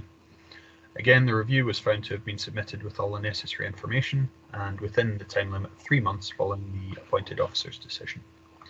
No new matters have been raised in the review, and in terms of further procedure, again, the appellant has requested that a site inspection be undertaken by members. And so we'll come back to you to make a judgment on that once we've flipped through some of these images. Site description, site's outlined in red here with the area, a wider area under the applicant's control in blue. Got an aerial view as well. So the application site lies to the west of Wellington Road, between Wellington Circle and an existing car park which serves Ikea, Macro, Pure Gym and Starbucks. Got a street view image as well. So this is dated March 2019. You can see there's a sort of copper beech hedge that's quite young and not well established at this point, and then some relatively recent tree planting. All of this landscaping went in at the time that Starbucks was developed. So the site's presently an area of landscaping that bounds the southern edge of the Ikea car park, sits between the Ikea and Starbucks units when seen from the adjoining part of Wellington Circle. The car park's accessed from its northeastern corner, which you can see on that image there. Directly opposite a Shell service station, which is just on the other side of the road there. Street view images that we saw demonstrate the landscaping is not mature at that time, having been planted in connection with the development of Starbucks immediately to the east. got an existing site plan as well. Oh, sorry, this was the landscaping strip prior to development of that Starbucks. So my understanding is that it wasn't sort of actively managed, but nevertheless provided a degree of screening for the car park. And that's just an image showing the car park itself and the units that are neighbouring. So the Starbucks units just down here, our application sites just immediately in that area. The surrounding area features a mix of commercial units, including the Ikea and macro retail offerings, Starbucks, which includes a drive-through service, a Pure Gym, a Shell petrol filling station, Royal Mail depot, and Burger King restaurant, again with drive-through facility, as well as office and industrial uses in the wider surrounding area. The site falls within an area zoned in the local development plan as business and industrial land, where policy B1 applies, promoting office and industrial uses. However, the site's also identified within an opportunity site in local development plan, which provides support for change of use to retail use. I've got a slide on that I'll come to just shortly. In terms of history,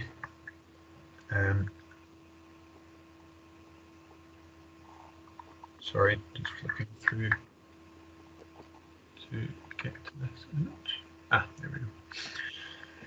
So planning permission 160067 was granted in April of 2016 for the erection of a coffee shop, class 1, class 3 mixed use, including a drive-through takeaway on an adjoining area of the car park to the immediately to the east. That planning permission concerns the Starbucks store that's now completed and trading. Permission was subject to conditions, one of which required the implementation of an agreed scheme of landscaping, which was that hedging and tree planting that we saw before, and that any of those specimens that should fail within 5 years of planting should be replaced. The report for that application highlighted the poor and unmaintained condition of the landscaping and presented this as a potential enhancement through new planting and mitigation for any loss of landscape space to accommodate the Starbucks store. Flicking on again, a further application was received in 2019 and approved in March of 2020 for the erection of a class 3 restaurant with drive-through facility within the car park of the Ikea, Pure Gym and macro stores. That consent's not yet been implemented, but the outline shown dashed on this plan, or in red on this plan, in fact. The City Council was satisfied with the retail use, but did recognise a degree of tension with policy B1. Considered that the site had an established over-provision of car parking, which justified the removal of those spaces in order to accommodate this restaurant.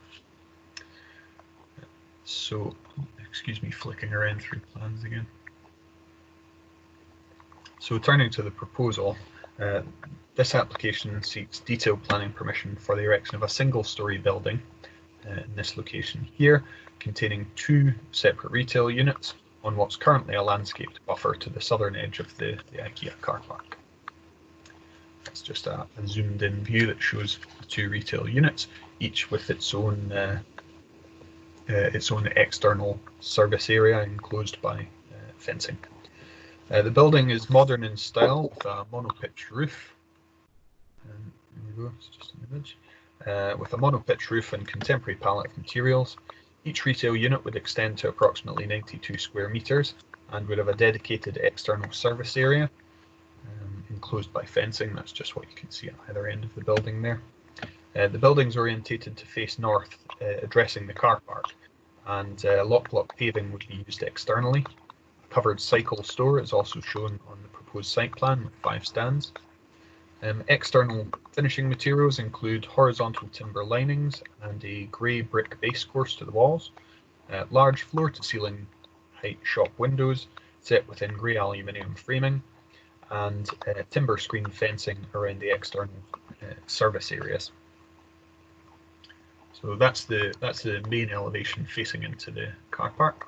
That's the rear elevation facing towards Wellington Circle, really just a blank elevation with no access provided in that way. Side elevations, again, you see the monopitch nature of the roof, the use of horizontal timber cladding, brick base course, and timber enclosure for refuse collection sort of thing. And again, the corresponding other end. This is the floor space, not a great deal to see really. Each unit with its own access, approximately 1,000 square feet or 92 square meters, back of house area identified, and then the external storage. And that's just a roof plan showing the fall of the roof to the rear. This is the landscaping plan, which indicates that the existing copper beech hedge that we saw from the street view image would be reinstated following the development, and some new tree planting would be undertaken down the side of the Ikea store to help mitigate against the loss of trees within this area. No dedicated car parking is included within the application site. However, the submitted plan indicates that the applicants have control over the wider car park, and the appointed officer's report refers to parking surveys that were submitted in support of the application, demonstrating that the wider car park is significantly underutilised and can therefore accommodate any additional demands resulting from these retail units. I think it was observed in the supporting information that the peak occupancy during parking surveys is 35%. So essentially, there's a lot of car parking sitting empty. Is the sort of summary point coming from that. Turning to the appointed officer's reasons for refusal, the main points from those. Firstly, the building had not been cited with due consideration for its context, having an uneasy relationship with the existing buildings. The proposal would result in the loss of recently replanted landscaping strip that adds to the character and visual amenity of the surrounding area, and furthermore is required due to a condition on the other planning permission. Thereby failing to improve and enhance the setting and visual impact of the proposed development, and detrimentally impacting on the setting of existing buildings. For these reasons, the appointed officer concluded that the proposal would not comply with policies D1 relating to quality placemaking by design and D2 relating to landscape. Furthermore, the proposal would fail to comply with the relevant policies in the proposed local development plan, those being policy D1 again relating to quality placemaking and D5 relating to landscape design. It was recognised that while the principle of development was not supported by the proposed local development plan, however, the appointed officer recognised that the proposed local development plan is out for consultation at this point and may yet be subject to change via the examination process. So didn't consider that the lack of compatibility with the proposed plan would be a reason for refusal. It's really based on the visual impact and the loss of landscaping. The appellant's case is summarised in a accompanying statement. Main points of that include highlighting that the officer's report considered that the OP designation supporting retail use would override any tension with policy B1, and that the principle of retail use is therefore supported by the plan. Agrees with the officer's conclusion that the scale of retail doesn't warrant retail impact or sequential assessment, and points to the submitted transport statement and City Council roads consultation response as speaking to the adequacy of car parking, surface water drainage, scope for sustainable travel and access, as well as servicing arrangements. It points out that there were no objections from consultees and states that the retail unit could not be sited within the car park due to existing restrictions within the lease arrangements with current tenants, which prevents further loss of car parking. So really what we're saying there is that it couldn't go anywhere else within the car park, so it had to go within the landscape space. Describes the siting within an area of perimeter landscaping as being a natural infill site, which would sit comfortably alongside the neighbouring Starbucks unit, and questions the value of this landscape strip, highlighting that approval of the Starbucks also involved loss of landscaping. Lastly, contends that the economic benefits of the proposal and the creation of new jobs and its role in supporting the existing retail park accord with the strategic aims expressed in the Strategic Development Plan and Scottish planning policy, and significantly outweigh the loss of a small area of perimeter landscaping.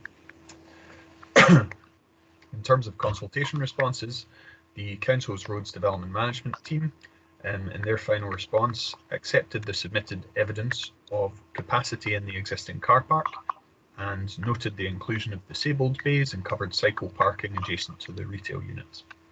This assessment took into account the other application for a drive-through restaurant within the car park and concluded that even when you consider the cumulative effect of those two proposals, there is still sufficient parking to accommodate both proposals and the associated parking demand within the existing car park.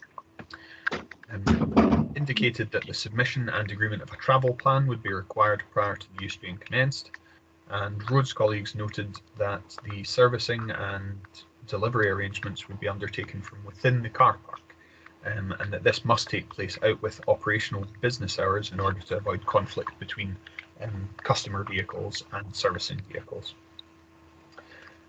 The Council's environmental health colleagues provided no comments. In terms of contaminated land, environmental health stated no objection, but did say that if approved, they would request a condition requiring a contaminated land assessment, just given the potential for previous industrial use on the site. Aberdeen International Airport stated no objection to the proposal, but did request inclusion of advice on best practice for the use of cranes during construction. The NIG Community Council submitted a letter objecting to the proposal. However, this was received after the closing date, so wasn't formally accepted. The appointed officer notes that concerns relating to road safety, over-provision and traffic impact had nevertheless been taken account of in the report of handling. In terms of representations, there was one letter of objection received on behalf of Ikea. Main points in that included a lack of additional parking to serve the new retail units, a lack of disabled parking for the retail units, though that point has since been remedied through revision of the plan to satisfy Roads colleagues. Servicing from the car park would hinder access to Ikea. Again, it's been suggested that servicing be carried out with trading hours in order to minimise any conflict there.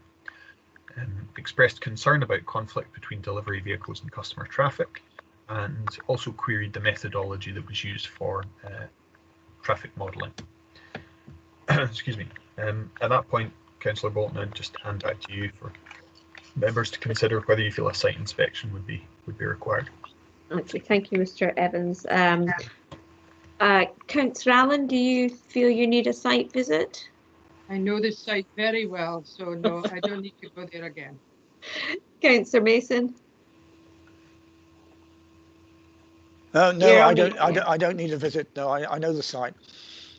I also know the site, having visited Ikea and various other shops around there. So I think we're content with the information we have to be able to proceed. Now that it was determined, Mr. Evans, could you perhaps go through the policies? Thank you.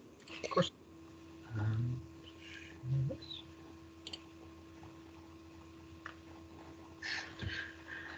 Excuse me. So hopefully we can all see that. As I mentioned before, the sites within an area that's zoned for business and industrial use where policy B1 applies. This states that land zoned for business and industrial uses will be retained for classes 4, 5 and 6 use and safeguarded from other conflicting development types. It does allow for other uses suitable to business and industrial areas, as well as the expansion of existing businesses.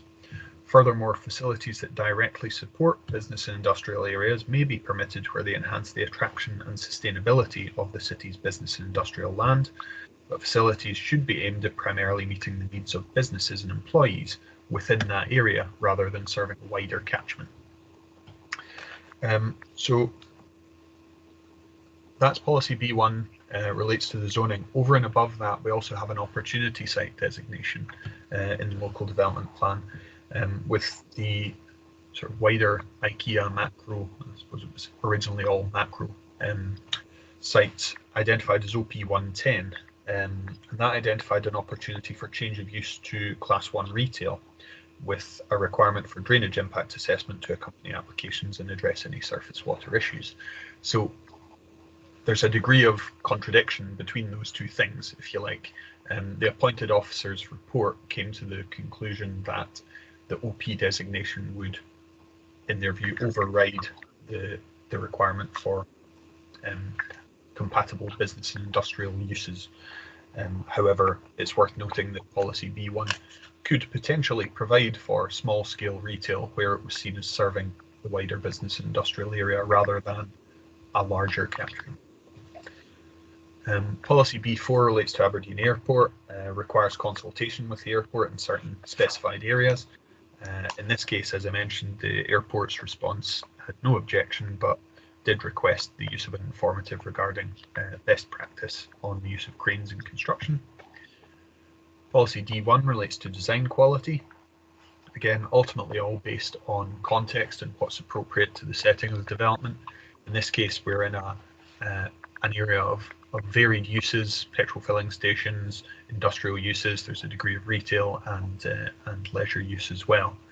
And the form of this proposed retail use is very much similar to the Starbucks store next door. So it's really whether you consider that's appropriate in this context. Policy D2 relating to landscape emphasises the importance of landscape in providing a setting for development and mitigating its visual impact. Offers scope to enhance design quality, enhance existing landscaping and protect views from public vantage points. As we saw from the earlier image of what used to be around the southern edge of the car park, whilst perhaps not actively maintained, I think it would be said that this offered a degree of screening to the car park in terms of the visual impact of a large number of vehicles. The landscaping which replaced it obviously didn't do so at the time of this photo being taken. However, in the fullness of time, might well offer a similar sort of softening of that appearance. I think we have a landscape plan as proposed. We can see what the applicants are suggesting. So their suggestion was that they would reinstate the hedging around this perimeter part of the site, and then there would be some additional tree planting, albeit down the side of the Ikea store rather than enclosing the car park itself. So in terms of transport impact, Policy T2 requires that developments demonstrate that sufficient measures have been taken to minimise traffic generated and maximise opportunities for sustainable and active travel. The level of information required will be commensurate with the scale and the impact of the development proposed. Also introduces the Transport and Accessibility Supplementary Guidance. Policy T3 emphasises encouraging sustainable and active travel. So, for example, walking, cycling and public transport. Highlights the need to protect existing links and form new ones where possible, and also the scope to encourage car sharing and low emissions vehicles with the associated infrastructure. Policy R6 relates to development having adequate space set aside for the storage of waste and recyclables, as well as arrangements for collection. As we heard before, it was suggested from Roads colleagues that servicing be undertaken out with trading hours in order to minimise conflict between customer vehicles and deliveries. And lastly, Policy R7 relates to reducing carbon emissions and water efficiency, or improving water efficiency. Requires all new buildings to make a specified reduction in carbon emissions through the use of low and zero carbon generating technologies. So that's solar panels and other generating technologies, or alternatively to exceed current building standards through fabric solutions. Also requires the inclusion of water saving technologies and techniques in order to reduce pressure on water infrastructure and reduce abstraction from the River Dee. So main points for consideration really. First and foremost, the zoning. Do members consider that the proposed use is permitted under the terms of policy B1? Would it enhance the attraction and sustainability of the city's business and industrial land? And would it cater principally for the needs of the businesses and employees within that business and industrial area? Or alternatively, do you think it would be serving a wider catchment? Then there's the opportunity site designation, which the appointed officer considered took precedence. Do members agree that the principle of retail use is supported by the plan? Do members also agree with the officer's conclusion that the modest floor space proposed didn't warrant consideration of its impact on other identified retail centres via sequential testing? Do you feel the design is appropriate to its context as required by policy D1? And do you feel that the landscaping proposed adequately compensates for the landscaping and trees to be lost to the proposal? Ultimately, do you feel the proposal complies with the development plan as a whole? And if not, are there any other factors that weigh in favour or against? Happy to assist with conditions or take any questions at that point. Okay, thank you, Mr. Evans. Councillor Allen, we'll let you have you any questions for Mr. Evans? Yes, I've got quite a few. Thank you, convener. Okay. The restaurant that's proposed there, how many car parking spaces were given up for that restaurant? That's a good question, and not one I think I have the answer to hand. Okay. Do you know how far on? I mean, is that restaurant going to be built, or do we know? I'm afraid I don't know. As far as I'm aware, work hasn't commenced, and the consent would have been granted for a period of 3 years, so they would need to have started within 3 years, and I think that was granted.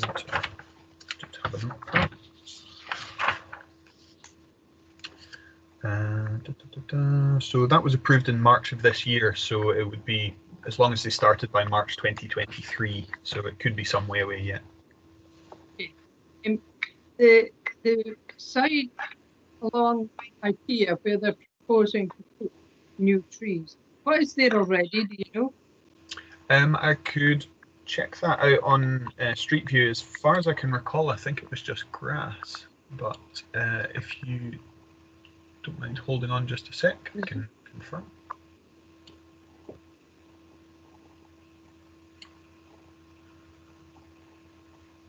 Hopefully this is a little bit faster than it was before.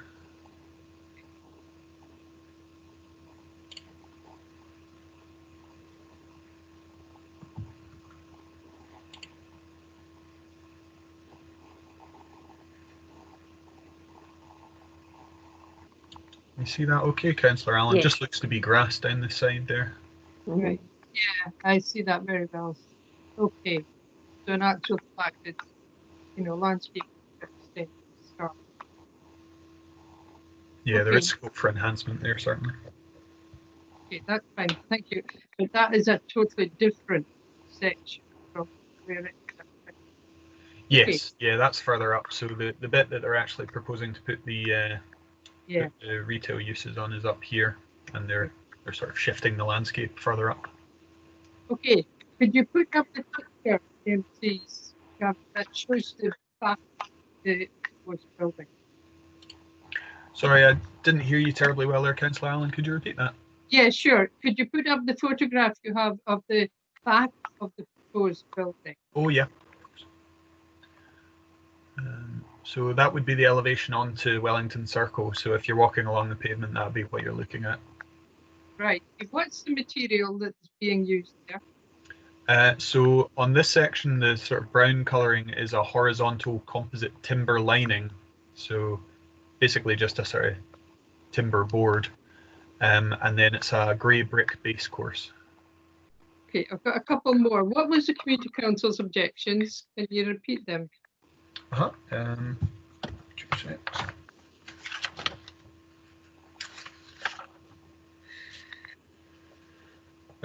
the Nig Community Council objected to the proposal, concerns on road safety, over provision of retail, and traffic impact. Okay, and my last question, I mean, we all know that the new academy is up there. Is there any restriction on the retail use, for example, can be stopped and having takeaways and little restaurants and what have you in there? I think there's little we could do in terms of restricting retail use. Putting conditions on that would be tricky, and I would be a little bit wary of doing so unless we got some sort of legal input in terms of how that would accord with the tests that apply to conditions, because it might not be deemed to be reasonable to grant permission for something but then use a condition to sort of take it away, if you like. Okay. Is that building directly onto the Let me just check. No, because they were talking about the hedge being reinstated, so looks like there's a retaining wall there, in fact, and then there's sort of lock around the back of the unit, and then the copper beech hedge that we saw was to be reinstated along the edge of the path. Yeah, they're further along. So there's that wall. How high is that? Is that going to hide the building at all, or how high? Do we know? I'm not actually sure that we have a section to show that. I would expect it just to be a sort of dwarf wall, no higher than a metre. That would be sort of usual. Yeah, that the young folk can jump over. Mhm. Yeah, Okay. possibly so. Okay, I think I'm done just now. Thank you. Thank you, Councillor Allen. Councillor Mason, have you got some questions for Mr. Evans? I have, but I'm just can I discuss? It seems to me that the whole area is changing from what it originally, just a big warehouse, into a whole retail park, and presumably this would just be some ad hoc developments, and further planning permissions could be given for additional retail units later on. Or would it be limited to what we've got? Just this one? Do you think? Yeah, the opportunity site designation doesn't put a limit on floor space, so it's quite broad in just saying that there would be support for change of use to retail. So it's entirely possible that somebody might come back with a further application for other units within that boundary. I'm just sort of worried that if it develops ad hoc, it will just become a mess, as opposed to somebody who's really looking at the development as a retail campus, if you like, which effectively it's becoming. I mean, originally it was just macro. Now it's macro, Ikea, whatever, and it's a sort of. If I can just say, Councillor Mason, what we have to determine is this particular application. We can't speculate what other ones they may bring in. It's just to keep you. I appreciate it. I'm just trying to sort of get my head straight. Out loud. Thinking out loud, yeah. I'm always worried the continual sort of ad hoc process without a sort of master plan which makes some sense, and whatever. Yeah, okay. I'll leave my thoughts to that for a moment. Okay, thanks. Mr. Evans, can I get you to bring up the front elevation onto the car park, please? There we go. Okay, so the servicing that they're suggesting will take place through the two end sort of cube spaces. Is that correct? I think that's earmarked for storage. Whether refuse would be sort of picked up from elsewhere within the site, I'm not entirely sure. So how would they get deliveries into the building? Is that not in there? Floor plan. So there's connection to the back of house area through that store. So it's likely that a staff member would just be on hand for deliveries, and they'd be taken in through the access gate and then could be dealt with without interfering with the trading day to day. And then to the side of that, and to the side of that, that's where we've got the cycle provision, isn't it? Bike parking. So. Yeah, there's a sort of covered Sheffield stands just shown there. Yeah, okay, so they cross where we're servicing it. The other question now, we talked about, because obviously a point was raised about the conflict of deliveries with pedestrians, with car parking to the wider site. Now we talked about a potentially saying that deliveries had to be out with trading hours. Well, whose trading hours are we considering? Because obviously we've got a gym there, we've got Ikea there, we've got Macro there, and we don't know what these retail units are, so we don't know what time. So, you know, there could be actually 24-hour trading in this premises. Yeah, you know, I think my understanding is that Pure Gym operates on a 24-hour basis. So there would likely be some degree of cars in the car park, and the car park wouldn't be entirely closed off. I think the suggestion is just that servicing would have to be undertaken at quieter times in order to allow the large vehicles to sort of safely maneuver around the car park. But you know, I think the appellant, IKEA, in objecting to the proposal, did mention that if servicing was being undertaken from sort of central belt distribution centres, the likelihood would be that vehicles would be arriving during the sort of, you know, operating hours of stores and things rather than certainly before. Yeah. Could I also ask as well that we didn't mention any real detail about any assessment that we'd had on the neighbourhood shops sort of centres, you know, where we try to not detract from existing neighbourhood shopping centres. Now, there didn't seem to be any reference when you were speaking about that. No, policies NC4 and NC5 of the plan are based on a sort of hierarchy of retail centres which are identified around the city. So there's the city centre being at the sort of top of that pyramid, and the intention is that any significant footfall generating uses, whether those be retail or leisure or other commercial uses, should first and foremost be located in an appropriate identified centre rather than somewhere else. Now, the appointed officer came to the conclusion that the limited floor space in these units was such that they weren't considered to represent a significant footfall generating use. However, there's a matter of judgment involved in that decision, because a retail use inherently involves people travelling to that use, whether they're or not. Yeah, and also, you know, it was literally across the road. We actually did take that into consideration when we were looking at a very small cafe type premise. That was actually a factor when we determined that at a recent LRB. So I was just surprised that we didn't apply the same kind of consideration to this one. The other thing is, and I know that Councillor Allen mentioned it, but obviously safe routes to school, given this is one of the primary routes for the kids coming and going, perhaps to Burger King, I don't know, but to the school site. And again, the other thing that I would have asked about is, you know, did you say it was a condition for the Starbucks to landscape this piece of ground? That's right, yeah. Yeah, because it seems a little bit rich then that we're removing it. Okay, okay, I think that's all. Let me just double check my notes. Oops, dropped it on the floor, excuse me a sec. Okay, Convener, can I ask another question? Well, that's not. Certainly, Councillor Allen. Thank you. If you look at the both sides there, where there's the space. No, can you put back the map you had? Yeah, that one. You're saying that it's serviced at that back doors. However, the only access to that is the front of these buildings. There is no gate at the back there that would allow access in. So they're going to have to come in through the top bit, right along, and in the back door. Is that, yeah, like your hand's going? Is that right?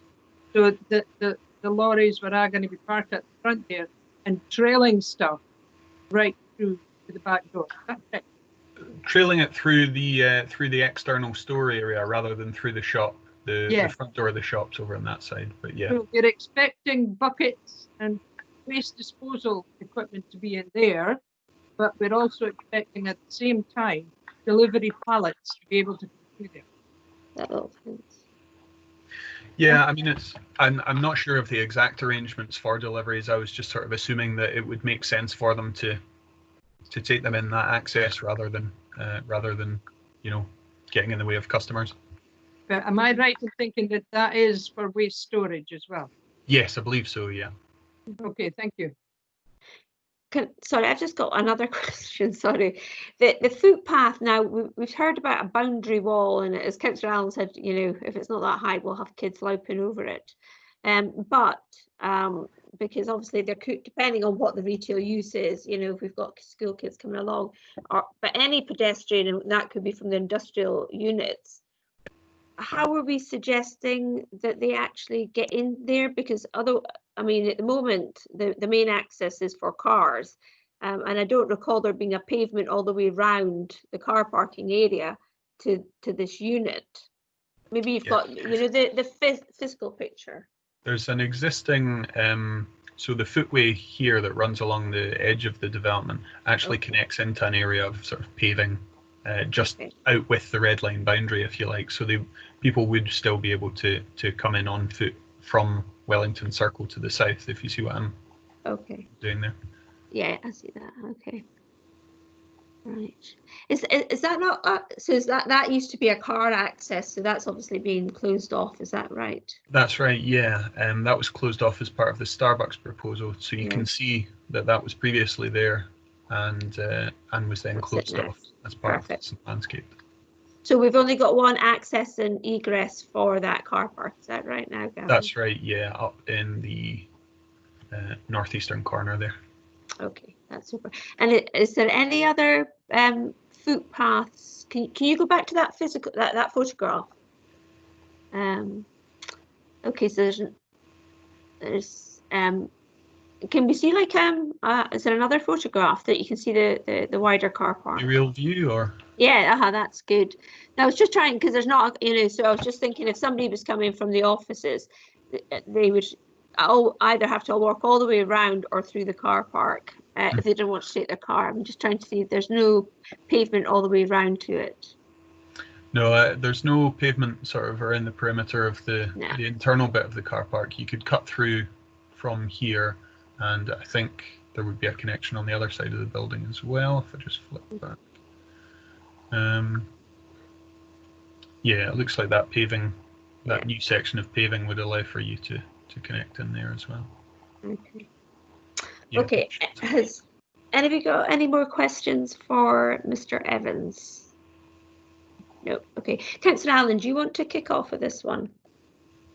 I'm not too happy, convener, to be honest. It's me floating my boat at all.